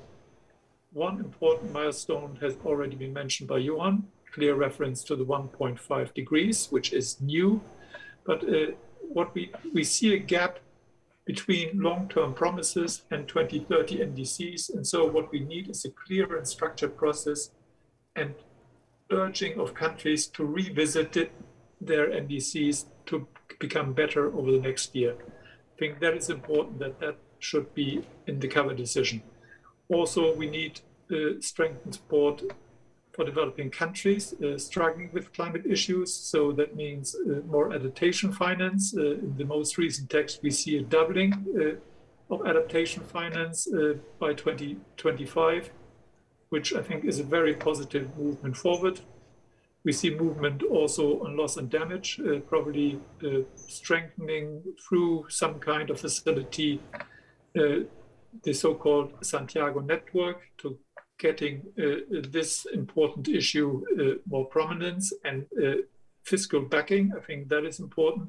I think we need to secure environmental integrity. That means no double counting, no carryover of Kyoto credits when we're defining the Paris mechanisms. And last but not least, I would mention transparency. Transparency is important to compare just the efforts of different countries. And it's important for civil society and for the media to see what's really going on. And so far, yesterday, one big oil exporting country was shy in opening up their data on oil exports of their companies. And they say that's it's a secret of the companies. So, but if we were to allow that, I think the peer pressure, which COPs and youth civil society, the Fridays for Future are delivering as an important part, would not be successful. So overall, I think we're moving in the right direction. I'm hopeful that the final outcome in the cover decisions and in the rule book will be okay. It's not perfect, but I think it's progress. Thank you, Carsten Sach. We have also with us today Fredrika Andersson. She's a Swedish youth representative here at COP26. And I would like to ask you whether you share these rather optimistic views on the progress that have been made, or whether you maybe see the negotiations so far a little bit more pessimistic, a little bit more critical, like for example the Fridays for Future movement is doing, that is having many demonstrations here in Glasgow, but also at COP26. Thank you so much for having me here. Well, basically, I would say that it is too early to say in many cases what the outcome would be, but the clear message and the clear ambition for this COP was to keep 1.5 alive. That was like the headline. And what we're seeing now is, well, that 1.5 is in need of acute life-supporting aid, I would say, to be kept alive. We are seeing steps in the right directions, but they're tiny steps. And as Johan Rockström mentioned, what we need to do is to put up the speed to implement this much faster. And I think the youth has been very clear with our demands about this for 26 COPs right now. I'm 25, so for longer than my my time here on Earth, we've been saying you need to de-invest from fossil fuels now, and you need to cut emissions. And we're still not seeing that. So I think that those expectations are not going to be met. And also that youth on the streets have high expectations on COP than the COP could ever deliver. Because what youth is saying is that we need a system change. We need to change our relations to nature. And those are not agenda points. Those are not something that the ministers are actually talking about. We can hear that the discussion is going forward. We are starting to mention fossil fuels. We're starting to include youth in the texts that are being negotiated. But I think there's something that we all need to take back when we go back from Glasgow and continue to keep that pressure up with our politicians, the ones that we've elected in our countries, because that is on the national level that we can actually do that change that is needed to keep 1.5 alive for real. Thank you. Greta Thunberg even called COP26 a PR event where leaders are rather looking for loopholes than for action. Would you agree with this very pessimistic view on the conference and the atmosphere here? I've been asked this a lot. I can start by saying I really understand Greta's frustration and that she's tired because she's been playing nicely and saying those recommendations for many years now and nothing has happened. Emissions continue to increase. So yes, until we actually see the curves pointing downwards, then the COP would be for nothing. I think we need to see that in a longer perspective, looking back. Was this the turning point? But I do believe that having all these ministers and all these also these activists and this meeting place for the whole world basically really makes a difference. It is a extremely flawed process, the UNFCCC and the COP26. It's exclusive in many ways and it's complicated and not enough, but it's also our best chance. It is what we have and it does move us in the right direction, though too slow. Thank you. Several speakers already mentioned some of the outcomes or possible outcomes here at COP26, and I now would like to look a little bit more on detail on some of these issues, including the Glasgow Leaders Declaration on forest and land use. And I would like to ask you, Mr. Rockström, can you briefly explain to our audience what exactly is this Leaders Declaration, and from a scientific perspective, will it be helpful to reach the 1.5 degree target? Yeah, thanks. No, it is a significant declaration. The question, of course, is to implement it. I mean, I totally agree with Fredrika and support so strongly the whole Fridays for Future movement, holding the world, the adults in the world accountable. And I would actually say that one quite interesting, let's say, feature of COP26 is that not only do we have multiple pledges and promises, they're all quantified. And that goes also with the deforestation pledge. These are, I mean, we could potentially land in the conclusion that these are greenwashing, hand-wavy initiatives or promises, but that cannot be judged here in Glasgow, because in Glasgow, the purpose is not to solve the climate crisis. The purpose in Glasgow is, just like Fredrika says, to keep the 1.5 alive by putting forward the science-based plans, and Glasgow is about setting the plans. And one part of that plan is to keep nature, climate stocks and flows intact. And we know that 56% of our greenhouse gas emissions from fossil fuel emissions have been taken up in intact ecosystems, in marine systems and on land. And land is roughly 25%. So this is the world's largest subsidy to the world economy. It is what has held us away from 1.5 so far. So that's the medicine in this intensive care unit, is actually a healthy nature. We just published a paper before Glasgow showing that if we had not had the carbon sinks in terrestrial ecosystems in forests on land, we would have already have crashed through 1.5. Now, this pledge for halting deforestation latest by 2030 is signed by over 100 countries. It includes Brazil, so you have the Amazon there. Can we trust this? Big question mark. But if this would be implemented, it would be a significant piece of the puzzle to be able to hold well below 2, aiming for 1.5. However, there's one big however issue here, that if you look at the IPCC's over 100 modeling runs, that lands at 1.5 and gives us a remaining global carbon budget of some 400 billion tons of carbon dioxide, which is the net zero pathways to have a safe landing of fossil fuel emission phase out. These models already factor in the assumption that forests will continue sequestering carbon. So you cannot do what I've seen during last week in Glasgow, the mistake of simply saying, fantastic, we now have this deforestation pledge. It translates to some 5, 6, 7 gigatons of carbon dioxide potential of carbon sequestration in intact forests that we're now afforesting. And that means that we are coming a significant way towards cutting emissions by half to 2030. That's, of course, not possible to do because you cannot mix these two. The climate models have already factored in healthy forests. So you need this pledge, you need it delivered, but it's something that is additional to phasing out fossil fuels. You cannot mix the two.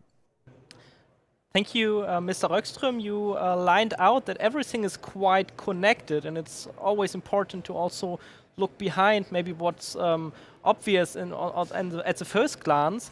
When we are talking about deforestation, basically the main process on this is actually not happening here at COP26 on climate change, but there's a separate biodiversity, so-called biodiversity COP, which started in October virtually and will be continued next year in Kunming in China. Would you say that for climate activists, also climate scientists, maybe also climate negotiators, it becomes more important in future to not only focus on the climate change conferences every year, but to endeavor the interlinkages that are in existence to other United Nations processes, like the International Biodiversity Convention, for example. Yeah, well, you know, our failure to halt rapidly confronting global climate disaster, we're following a pathway that would take us to a disaster point, is about our failure to phase out fossil fuels. But you know, it will come as no surprise to anyone on this meeting that that is not the determining factor.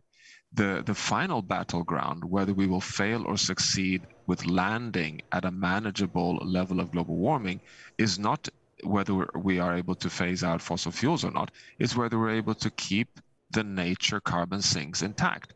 That's where the big decisive point is. The moment we lose the carbon sinks in the ocean and on all the critical biomes on land, that's when we start having really big difficulties, because these carbon feedbacks from permafrost thawing, from soils, from temperate forests, from rainforests, would put us in a trajectory far away from 1.5. So yes, you're absolutely right. We need a full integration of nature and climate.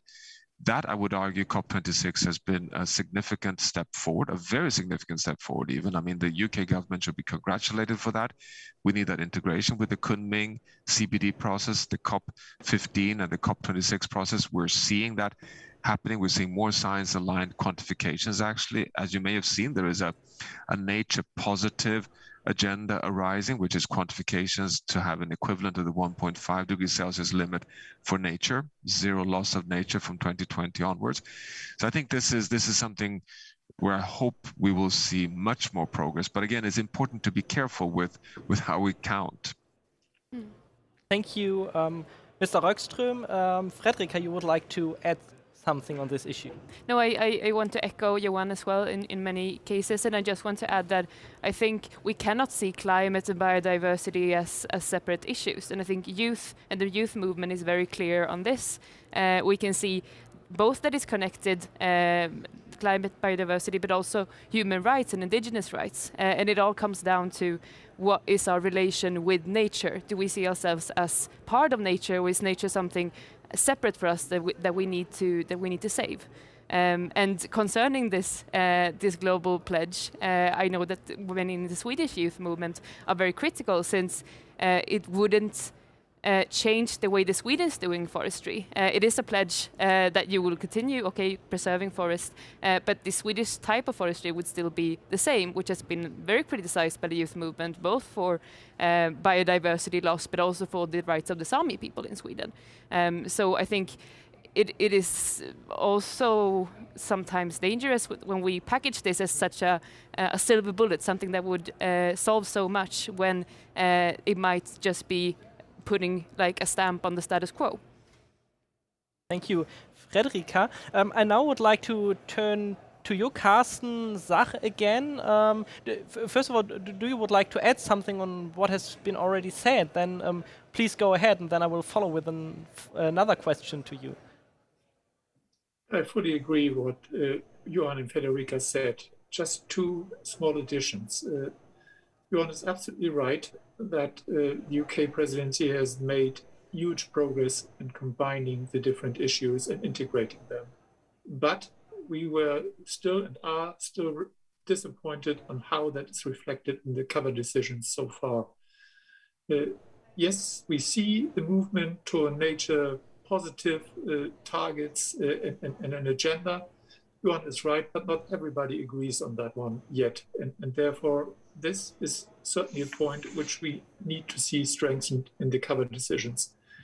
And Sweden and Germany just were always fighting for that. And I'm proud that we are, when I personally was very much behind the predecessor of the Leaders' Declaration on Forests and Landscapes, together with Norway and the UK, and developing it here as well. The second one, what is new in this new declaration on forests and land use? Johan mentioned Brazil, who was missing in 2014, and there's a question mark, I agree, but China is on board here as well. I'm telling that because protecting forest and biodiversity is not just an obligation of those countries who are hosting most of the biodiversity. It is a big issue for us and China and all the markets in which the products which just damage diversity are marketed are in. So therefore, I think the aspect of supply chains, deforestation, free and biodiversity protecting supply chain is critical, and that has a lot of prominence in this declaration. But here it goes the same, what Johan said for Brazil, implementation is key, and vigilant eyes of civil societies that we are all following this up is most important. Thank you, Mr. Zach. I would like to also look a little bit on the pledges that have been made to end coal and other fossil fuel subsidies. Germany has committed to do so from next year, or at least to not start any new subsidies from next year. We've already heard from Matthias Frömery that Sweden committed something similar already some years ago. My question to you would be, why is that only happening now?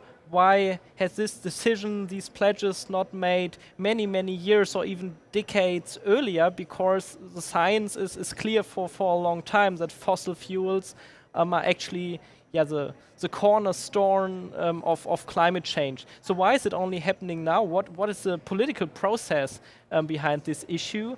And also, how exactly will Germany deal with, from your perspective, fossil fuel subsidies that are already in place? First, I'm very happy that we did join, and you might imagine that we from the Environment Ministry were fighting for that for years. And I think it is most important. Probably our situation was a little bit different than Sweden. Sweden has much more natural renewable energy sources and has made other decisions on energy policy, while Germany was dependent on lignite and hard coal. And that was a legacy, and you're well aware that we did a huge negotiation process with the regions which do the coal mining and came up with the end date for coal. That was too late. Yes, everybody is right. My hopes are with the new coalition forming in Germany, which wants to move forward the coal ending date. I'm personally convinced that through higher prices in the EU ETS, it will be phased out earlier anyhow, but politically it's important to capture that signal as well. When it comes down to subsidies, the declaration says no subsidies for international coal in future, nothing for the future, but there's still some embedded. I'm pretty satisfied that cutting fossil fuel subsidies in our domestic system is one of the priorities within the new government to be built. And therefore, we hope that we can do that, because the meat is in scrapping such kind of subsidies at home. It's pretty easy to doing that abroad, and you saw that China was doing so, and which is huge progress, but still they're a little bit shy to be too concrete at the national front. We are pretty much further there, but we are not there yet. But I think it is something which I see probably be solved in the next 1 or 2 years to become. Thank you. Carsten Sach, you mentioned that there have been elections in Germany, and there's currently a caretaker government. Can you very briefly, before I then come back with questions to other panelists as well, tell us how that has impacted Germany in the negotiations? Would the German position have been stronger if there were more clarity about who will be? I mean, of course, we know basically who will be the next government, but it's not in place yet. So how has this situation in Germany affected the negotiations? I think that's a myth. It didn't impact our position. I think we had a strong position because on international climate change, we have a unified position of all democratic parties. Where parties differ is on speed and certain instruments we use at home. And that, you're absolutely right, is important, how the coalition treaty will look like and what we will be able to be doing in the next 2 years. But on international climate change, I have been serving under green, red, and black ministers and with different chancellors, and climate change was always top of the agenda. I think Germany, like Sweden and the UK, has always been at the forefront. I think when at the national agenda, you can argue that we have seen significant differences. Thank you, Carsten Sach. Jule, when you're speaking with young people in Germany, what do you think are the main expectations of young people on the issue of climate change? The key top priorities they would expect from a future German government, but of course also from other governments in other places of the world, to be implemented as soon as possible? As I'm coming from the western of Germany, where we have many coal mining companies and coal mines, there are a lot of protests against the coal companies right there, and of course Fridays for Future is always protesting against against the destroyment of the villages right there. And I think this is one of the main points the youth is protesting for. Of course, they want political decisions that we will really reach 1.5, but especially in Western Germany, the youth really wants to stop these coal companies to going on like usual. And for example, last week we have a new minister in North Rhine-Westphalia as well, and in his first speech he represented himself as the new climate protection minister, and he also announced that he will try everything to phase out coal before 2030 in North Rhine-Westphalia, and this was really big news. And for example, Fridays for Future also said that this was because we put so much pressure on the politic, and of course we will now see if he really will phase out coal next year are new elections, and we will see if he can go on with his plan.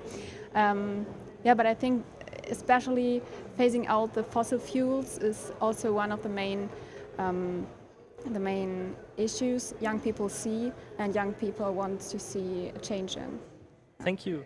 Jule, Frederica, the action on climate change is usually taking place not on the international level, but just as we have heard, rather on local or regional, maybe national level. All the decisions made here have to be implemented on several different levels. So from your perspective, what is actually the deal of having this international conference? Why is it important nonetheless to have this international conference to come to these conclusions, even though they are or far too often not implemented on national level? I think there's various really good reasons to be here in Glasgow. I think one of them, or the ideal Glasgow and the ideal COP, is a place where we meet the ones most affected to climate change. Because if we only take decisions with our own colleagues, our own inhabitants in regard, then we would miss the goal by far, and we wouldn't be doing a just transition and action for climate justice. So I think that is what COP should be about, hearing those who are affected by climate change right now, not in 2030 and 2050, but they're actually suffering the effects right in this moment in one way. And I also think that it is easy on the national level to point fingers to other countries saying, okay, why should Sweden reduce its emissions when that country hasn't reduced their emissions?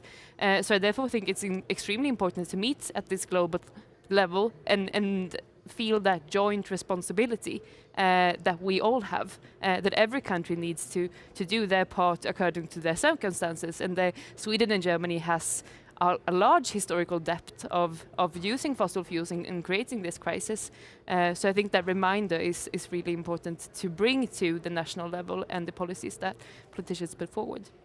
Thank you. Frederica, we have already discussed about some progress that have been made here at COP26, and most of it is actually separate declarations by leaders or pledges by certain countries, but not really content of the cover text, and we will come to that in a minute. But first of all, I would like to ask you, Mr. Röckström, whether you regard this as a kind of a problematic trend, that there is more and more focus from COP to COP on certain countries going ahead instead of having real multilateral agreements that include all the countries. Do you think this is somewhat problematic and there should be more energy spent to convince all countries going in the same direction, or is it just pragmatic and it's better to have certain countries doing pledges than reaching nothing in the end when we need consensus? Yeah, look here. I mean, if you ask me purely as an academic, as a scientist, I would actually be honest with you and say that I look nostalgically back on the Kyoto Protocol from COP3 in 1997, with Annex 1 countries having legally bound percentages that needed to be monitored, verified, and reported upon, with very clear, legally bound targets for emission reductions. Of course, that would have been the easiest and most efficient way to get the whole world to simply solve this crisis once and for all. However, that does not translate to reality in the world. And we've come to realize that this hybrid model with a legally binding agreement at the top, because actually staying well below 2, aiming for 1.5 is legally bound. All countries have signed on to it. Actually, even the NDCs are legally bound. Every country is obliged to have a nationally determined contribution. The only voluntary thing in the Paris Agreement is how you develop the content in your plan.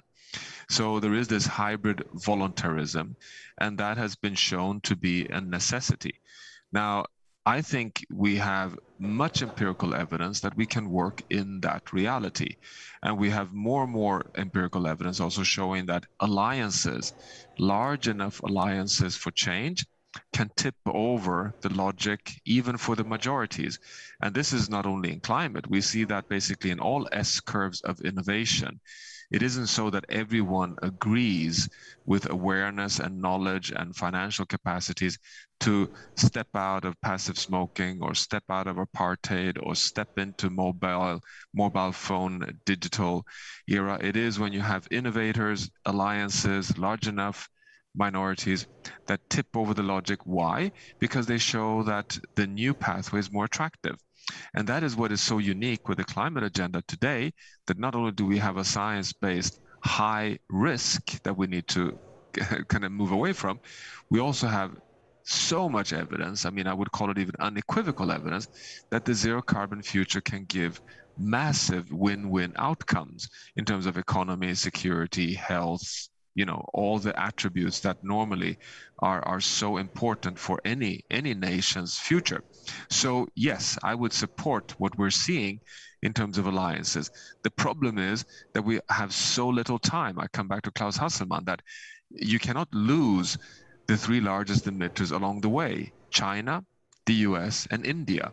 You kind of need the big players on board to make such alliances really deliver, because we have so little time. But yes, I think we can play within that hybrid. It becomes messier, but it's actually something that shows some. And just to close, the current trajectory in the car industry in the world, the current trajectory in the heavy truck industry in the world is proving this. Actually, you have large enough industries moving ahead and creating a new logic, a new trajectory, a new attractor. Thank you. Mr. Röckström, you have mentioned the NDCs, the nationally determined contributions that are set by each and every country to outline what they will do on national level to reduce CO2 emissions and contribute to reaching the 1.5 degree and 2 degree targets of the Paris Agreement. And as we've heard before, the current cover draft once again underlines especially the 1.5 degree target. These NDCs have to be updated after, I think, 5 years by each and every country. And at this COP, there's a lot of discussion about whether countries that do not provide an updated NDC, or only an updated NDC that from a scientific perspective is not sufficient to contribute to reaching 1.5 degree, are obliged to come back the following year to present another updated NDC. Carsten Sach, what would be the German perspective on this? I think Johan described beautifully of how the hybrid system does work. And I mentioned the point you're asking about in my introductory remarks. I think it's not an obligation. The obligation is to come back every 5 years. That's what Paris says. And we are fighting for common timeframes in order to make these NDCs better comparable. But what I would like to see, and we, the EU, would like to see, is that countries are invited and urged to to come back earlier due to the speed we need to solve the climate crisis. And there is a moderate wording in the current draft, which I find important. That also needs to be complemented by another hybrid element. For example, ministerial roundtables, a clear process, yearly reports from the Secretariat comparing where do we stand now. But that is not the legally binding part, but it's the political part where those who think they want to be in line with the 1.5 targets come forward, and therefore creating speed. That we have lost the world, and Johan, as you know, the same feelings for Kyoto, because I was just very much involved in all that. But a strict regime with only 10% of the emissions doesn't work. So, and COPs, I think it's very good that we are moving more into implementation. And for me, a COP has 4 different functions. The first one is being the stage for alliances backed by their leaders, because integration into all policies in countries is key. So the leaders element. The second one is shaping global rules, and it's the elements which we call rulebook here. The third one is it's some kind of a global exposition for solutions. So it's spreading the event. And the fourth element, I think Federica already said, it is a stage for climate justice and a stage for vulnerable countries. Because if it were only the bigs having or putting forward a solutions framework, we would lose the poor and the vulnerables, and therefore, for equity reasons, these COPs are central. Thank you, Mr. Zach. You again mentioned a few issues I would like to come to in a moment, including the representation, especially from people from the Global South. But first of all, I would briefly look on some issues that have not been discussed so much in detail yet, where we still have challenges in the negotiations. We already had several references to Article 6 of the Paris Agreement, the last article that needs to be discussed to finalize the so-called Paris Rulebook. Johan Röckström, can you briefly explain to our audience that is maybe not used so much to the details of the Paris Agreement? What exactly are the challenges with Article 6? What exactly is the reason why we haven't finalized the Paris Rulebook for Article 6 yet?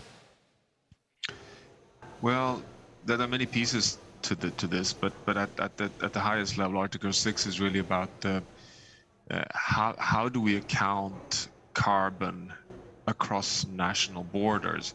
So countries like Germany and Sweden have set out net zero pathways, and the net, which we have come to accept is necessary, is allowing for investments in carbon reductions abroad, which is a way of trying to compensate down difficult to abate sectors, for example. But it's also a way of trying to connect different carbon markets around the world. And one of the nuts that we are struggling with is this question of if Germany buys carbon sequestration technology, even like direct air capture or CCS technology in India, for example, is Germany allowed to account for those emission reductions, which Germany would like to be able to do, of course, to reach net zero? Or is India able to account for them on their side because they have actually thereby reduced their emissions? And how do we avoid the double counting? So that's one of the pieces of the puzzle here. So it's really about the carbon accounting. And I would like to add that Article 6 is also, I believe, what will be opening up for more carbon pricing across different markets, because we need to have a leveling playing field across trading between countries. And for example, the European Union now, with the ETS price, the emission trading scheme price, moving rapidly upwards and now having been beyond 60 euros per ton of carbon dioxide, which is incredibly positive. Finally, the emission trading scheme is starting to bite and work. Well, but that can only operate very short term because, very rapidly, countries that trade with the European Union will have to have some form of leveling off system so that you have fair, competitive trading on the market across all sectors. So this is quite an acute issue of how do we handle this this interrelationship between countries, economic policy on pricing as well. Thank you, Mr. Röckström.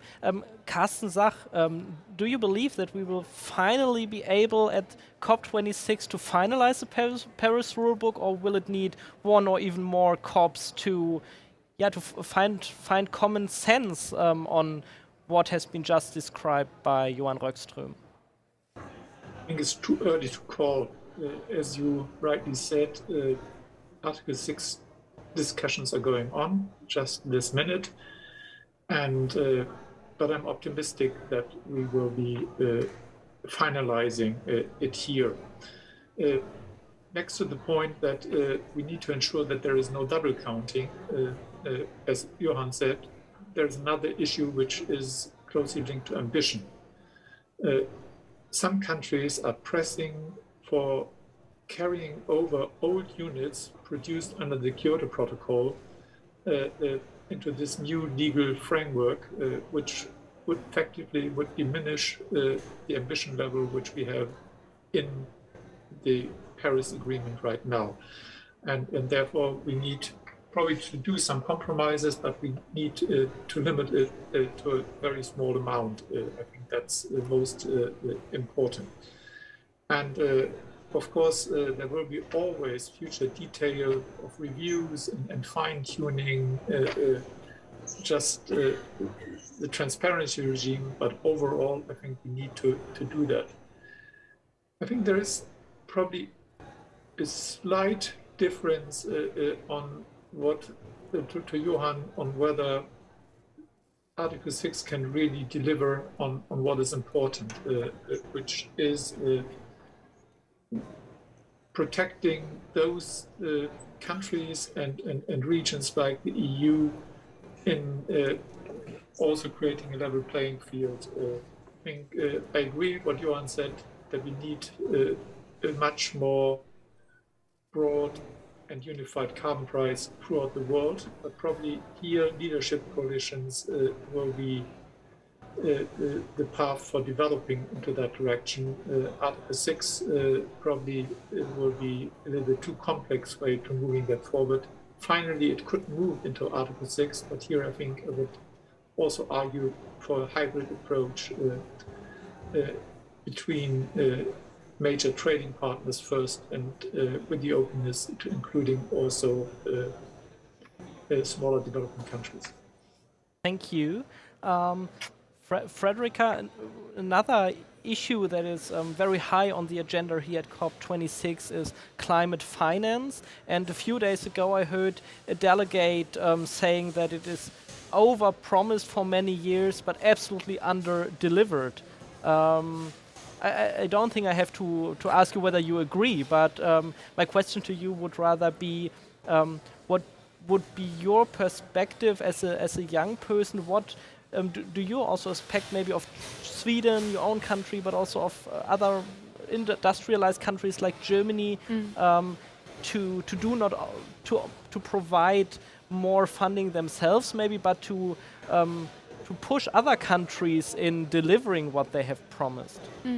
No, I think that's absolutely crucial, and it's one of the red lines that we as the Swedish youth has put forward to our negotiation. Or to our delegation, that we need to meet the 100 billion goal yesterday or a couple of years ago. We should be have a clear action path on how it will be met and overcompensated for that lack of time. But I think another really important issue, and something that we hear from our global colleagues, they are in the global youth movement, is the finance to loss and damage. Once those losses and damage that we can't adapt to, that will occur due to the climate crisis. And there we've seen interesting initiatives here, such as the Climate Justice Fund from Scotland. And I think the European Union has a lot to step up there in how much we actually compensate those who are worst affected by the climate crisis, since we are the ones who've built our own welfare on fossil fuels and creation of this crisis.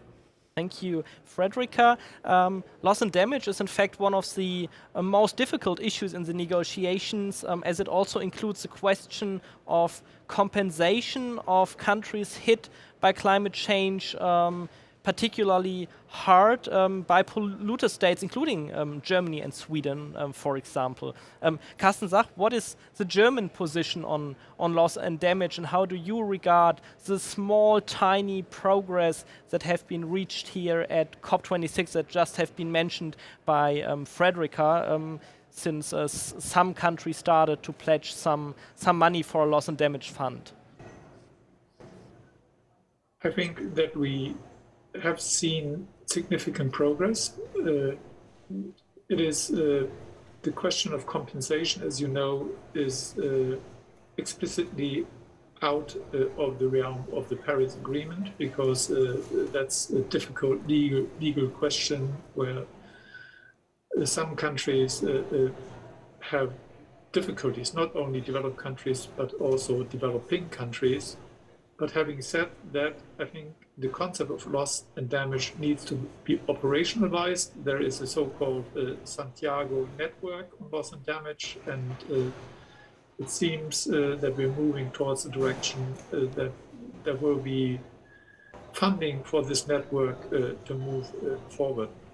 On the question of what are the ultimate solutions, we actually are spending each and every year more than hundreds of millions of dollars through helping countries in having insurance against loss and damage. So that's a hybrid approach between private sector approaches, where countries also pay a part on their own in order to really do the best to prevent such kind of loss and damage, but also in case loss and damage occurs, they will have compensation from an insurance scheme. And the trick is that rich countries are helping to pay parts of the premium in order to establish these systems. So loss and damage is an issue which we cannot solve alone under UNFCCC, but we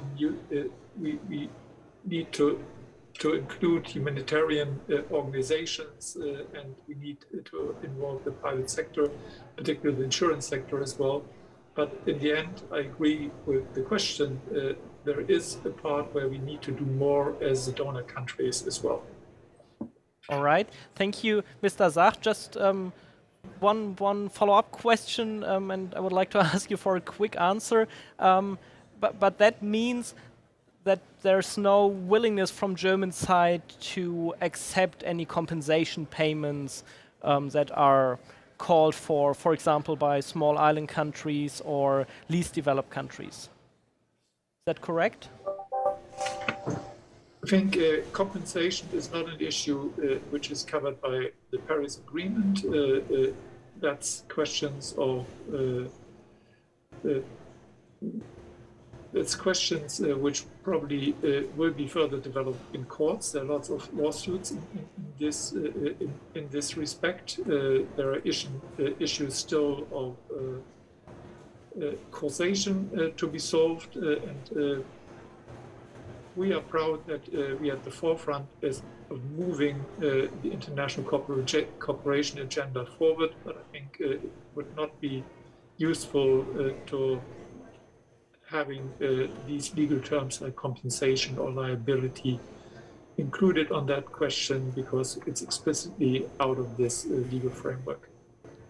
Thank you, Mr. Sach. When we are talking about loss and damage, we are speaking especially about the needs and concerns of least developed countries, small island developing countries, low-lying coastal states, which brings me back to one issue we had already in the beginning of this debate, touched very briefly upon, namely the inclusiveness and representation of delegates, also young people, people from civil society, from media, from those countries here at the climate change conference. Jule, what is your impression when you're walking around COP? Do you see a fair representation from people from countries that are particularly affected by climate change? Also, when you're in the media center here at COP26, do you see there are a lot of media from the global south, or have they been impacted by the COVID-19 pandemic in attending COP26? Actually, when in my first time on Monday entered the media center, I was a bit shocked because everyone really was white, and there were some people who were black, that's true, but I think there were especially white journalists from around the world, but they were right. And in the next days, I was able to meet a lot of young people.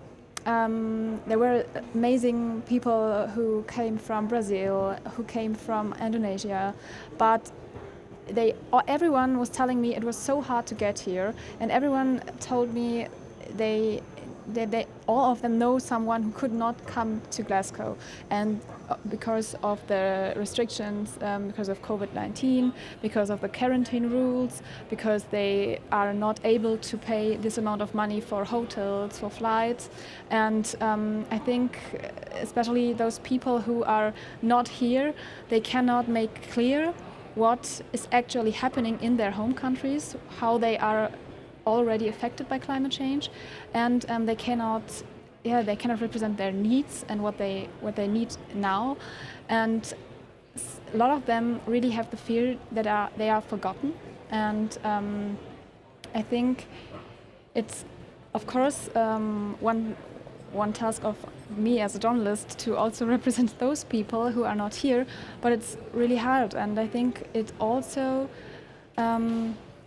it also shows that maybe the whole COP is some kind of distorted, and also the negotiations, of course, because some of them or some of the delegations who cannot be here cannot attend in person and cannot be cannot present themselves as powerful as they could be if they would be here. And I really think that's one of the biggest issues we have at this COP. Thank you, Jule. Frederica, would you like to add? No, I think Jule is completely right in everything that you've said. There's so many structural barriers for the ones most affected by the climate crisis to actually be here. And I think civil society's perhaps frustration is the ambition that the UK government had of having the most inclusive COP ever in the times of a pandemic with all these barriers. And I know that UK have done a lot to try to overcome that, but we still saw many problems, especially in the first 2 days with inclusion. We still, if we look around, we see this is not an equal representation of the world, and the COP wouldn't be inclusive as a definition until those we see around here would be like a picture of the inhabitants of the world, or even more representation to the ones most affected. And something that the civil society is especially alarmed about is the number of fossil fuel lobbyists being here. So this number saying that if everybody who represented fossil fuel industry would be at one delegation, then that would be the largest delegation, bigger than any of the other countries, and it would be larger than many of the most affected countries' delegations combined. So I think we have a lot to deal with in that aspect, to making those that needs to be in the center of these discussions, those most affected actually being able to be here. Thank you, Frederica. You're Swedish youth representative here at COP26. Can you share with us whether you are in contact with other young people who have similar roles for their countries, and maybe also very briefly line out what is your link to the official Swedish delegation, and whether maybe more countries should implement such programs?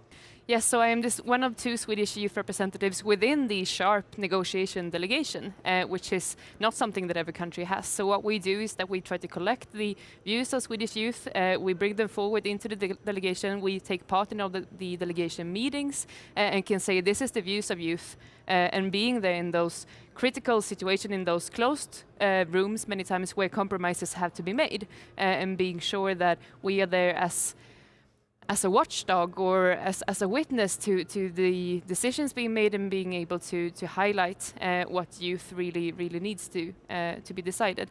And many other countries have similar systems. Some are more progressive than Sweden, and many are less progressive than Sweden. But something that I think is especially clear and perhaps alarming here is that Germany doesn't have any youth representatives. And I would say, well, the Swedish delegation hasn't fallen apart since we've been included since 2015. So I would rather say that it's about time for every other country to do the same, because decisions about us can't be without us. We can give this question directly to you, Carsten Sach. I mean, probably you're not the one deciding about it, but yeah, could it be possible that Germany also takes 1 or 2 youth representatives to future COPs? We have not done so in the past, and still I need to be convinced that it's the right thing. But before I put forward the reasons for that, yes, all what has been said of more equal representation from the global south, from poor people, from the youth, I would subscribe to that. We had a debate also with the Fridays for Future movement, and I personally had it, and with youth delegates. So we have quite many German youth delegates in there, but if they're part of the delegation, same goes for scientists and for green industrialists, etc., they're part of the delegation discipline.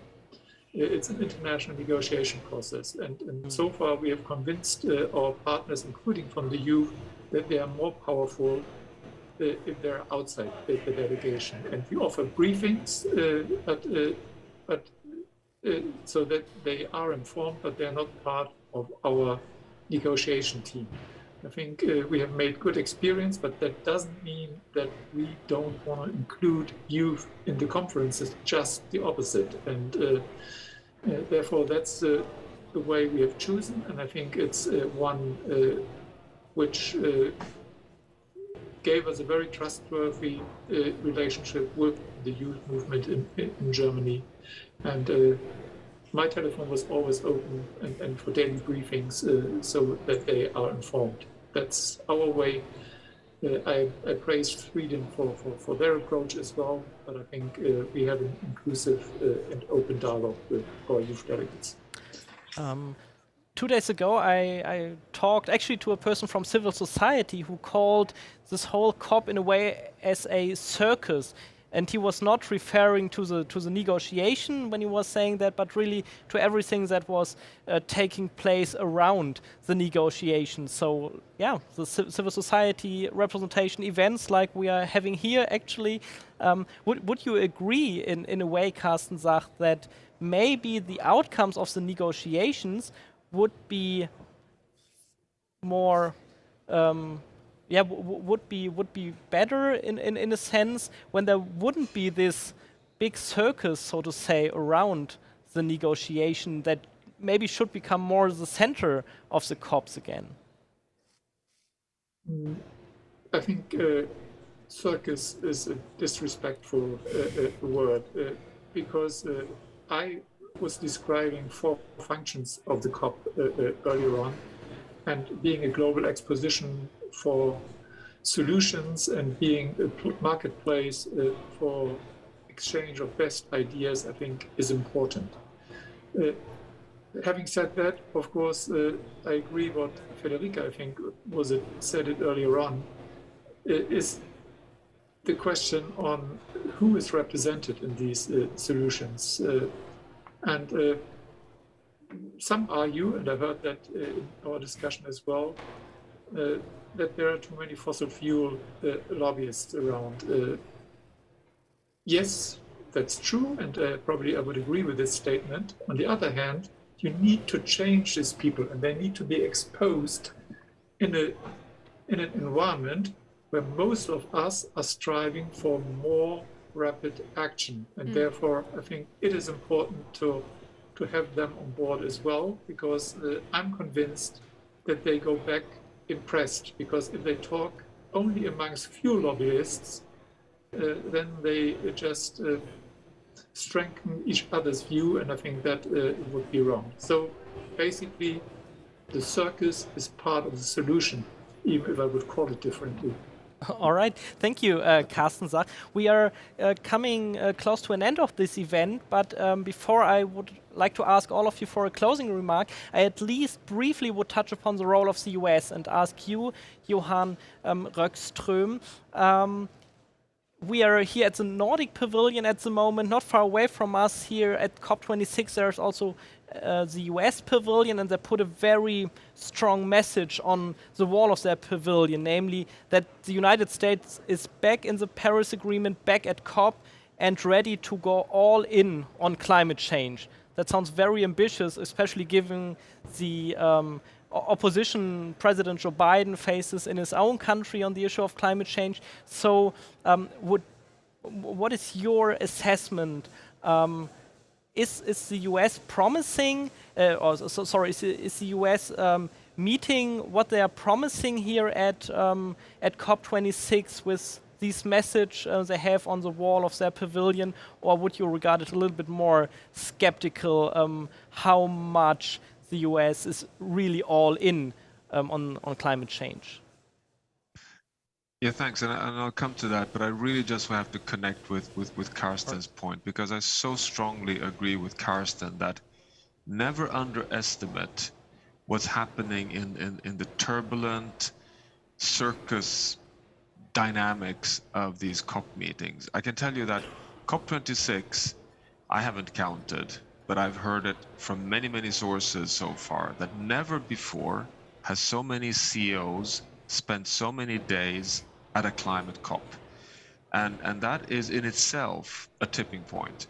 You know, never underestimate getting all these actors together, and every voice matters. And I totally agree with Fredrika that we are lacking so many strong voices. But just the messiness of this COP is in itself part of the kind of momentum in the right direction. And you could argue that what's happening outside of the closing of the rule book is potentially what is the most important elements of the COP26 coming out. And what's happened on the streets will be fundamental, because it will be just impossible for leaders, political leaders, to just walk away from this, because they will be held accountable, because never before have we had such strong criticism on trust and the need for accountability. So I think that's key. My only point to you on the US banner, yes, I fully stand behind this. I've had the privilege of having many informal discussions with John Kerry during the last 78 hours, the climate envoy of the United States. US is back in force. US is spending tremendous amount of time in dialogues with China. I would like to see post-Glasgow what Ottmar Edenhofer, my co-director here at Potsdam Institute, and myself call the G3 for climate, the three largest economic regions, the US, the European Union, and China, to really join forces in implementing everything out of Glasgow, to really show the momentum and connecting this in a climate justice context and support for developing country transitions. And I think we're seeing the emergent elements of this, not least because of the US-China agreement. I agree, it's a very fluffy text, but it's at least shows that there is a constructive attitude, and we haven't seen that consistently in the past. Thank you, Johan Röckström. I would now like to come to the end of the event and close with giving each one of you the floor for a closing remark. With slightly differing but sometimes close questions, but I would start with you, Jule. And I would like to ask you, why do you think it is important that everything that happens here at COP is reported back to the people on the street, to the people in Germany, in Sweden, everywhere on the world? Why is it important to translate what's happening here at COP to the everyday life and everyday language of peoples? I think it is like Fredrika already said, this is the only climate conference we have, and we are negotiating about our future, and this future is not, I would not say about the future, about what's happening in the next years, because we are already in the climate crisis, and for me as a journalist, I really learned in the last days especially, that many people do not really understand what is happening here. And it's a bit like in Brussels, many people do not know what's really happening in the European Parliament. And I think this is one task I will get with me when I'm going back to Germany in the next days, and I'm going to work on as a journalist, because I think it's really structural, everything here, but it's really important for our future, and many people think it's too abstract. And for example, in the German media, there's so much about Corona at the moment, and really little about the COP, and I think that has to change in the future. Thank you very much for participating in this event, Jule. Carsten, my final question to you would be, what do you believe will be the most important issues to be discussed at the next COP, COP27, that will take place in Egypt next year, as it was announced yesterday? Will we still talk about Article 6, about climate finance, or do you see any new issues emerging? Maybe also any new initiatives by countries like Germany, Sweden, or the US, for example? We need to talk about further ambition and better implementation towards reaching 1.5 or staying below 1.5. So we need a process, and we need a ministerial roundtable on that at COP27. Secondly, we hope that we get a clear process for operationalizing the global adaptation goal, and therefore Egypt will have to play an important role. Thirdly, also further, hopefully we will have the opportunity to say that we have reached the famous $100 billion. So it's a goal, it's the solidarity aspect. And the last one is on cooperation, and that includes loss and damage. So it will be the same topics, but much more focused on implementation than on stating commitments. Thank you, Carsten Sach. Frederick, sorry, because I'm overrunning already. All right. Sorry, and thank you for having been invited for this fabulous event, and thanks to my co-panelists. Thank you very much indeed on behalf of the organizers for participating in this event and for staying the whole time. Thank you and have a good day. Frederica, to come back to the overarching question of our event, would you say COP26 is a milestone for combating climate change? I think it has to be, and I think that is up to the political leaders sitting there in the negotiation rooms right now to make sure that it is. I think either way it's going to be a milestone, either for the milestone where we met the Paris Agreement and actually took the decisions that are needed, that we kept 1.5 alive, or it's the milestone where the public lost a lot of trust in the process. So that is really in the hands of negotiators. But I also think that regardless of the outcome of COP26, it is so crucial and important that everybody of us who are here in Glasgow or listening to this event or caring about the climate, that we carry that responsibility with us to continue to push our governments at home in our cities, where we live, and in our countries, to make sure that we actually get that future that we want and long for, one that is fossil-free and in line with nature. Thank you, Frederica. Johan Röckström, already in the beginning of this event, you lined out that the current commitment by countries are not sufficient yet to reach 1.5 degrees Celsius. What are the top 2 or 3 key priorities you believe that should happen here in Glasgow in the last hours of negotiations and discussions to at least come a little bit closer to reaching or to keeping 1.5 within reach? Yes, I very much support, if you haven't read it, Fiona Harvey's article in The Guardian yesterday, where she concludes that perhaps the most important sentence in the Glasgow decision is the 30th paragraph, saying that 2022 there has to be another update of all the NDCs, meaning next year in Cairo. So we cannot go on this 5-year cycle. We have to have an annual cycle. And I think that is very reassuring because, again, we cannot declare success in Glasgow. We cannot declare failure in Glasgow because we have enough momentum to see that things are moving, but it doesn't add up. So supporting everything that has been achieved here and then having another checkup in Cairo in 12 years' time, really locked into the agreement, I think will be the most important outcome here. And that goes, by the way, also with the finance for both adaptation, loss and damage, and the investments in the Green Climate Fund. Thank you, Johan Rockström. Thank you to all of you. Thank you, Frederica again. Thank you, Jule again, for participating in this event. I think we have heard a lot about the negotiations today. We have realized once again they are complex, they are difficult, there are issues that are still on the tables there where we need solutions today. But there also has been progress, and I think what has become clear, at least to myself today during this discussion, is it is important to have this conference. It is important to have these international negotiations to bring together different opinions and look for common international solutions to climate change. I would like to thank everyone in the audience and particularly express my gratitude again to the Nordic Council of Ministers and the staff here at the Nordic Pavilion who made this event possible, also to the translators who translated the live stream of this event to German language.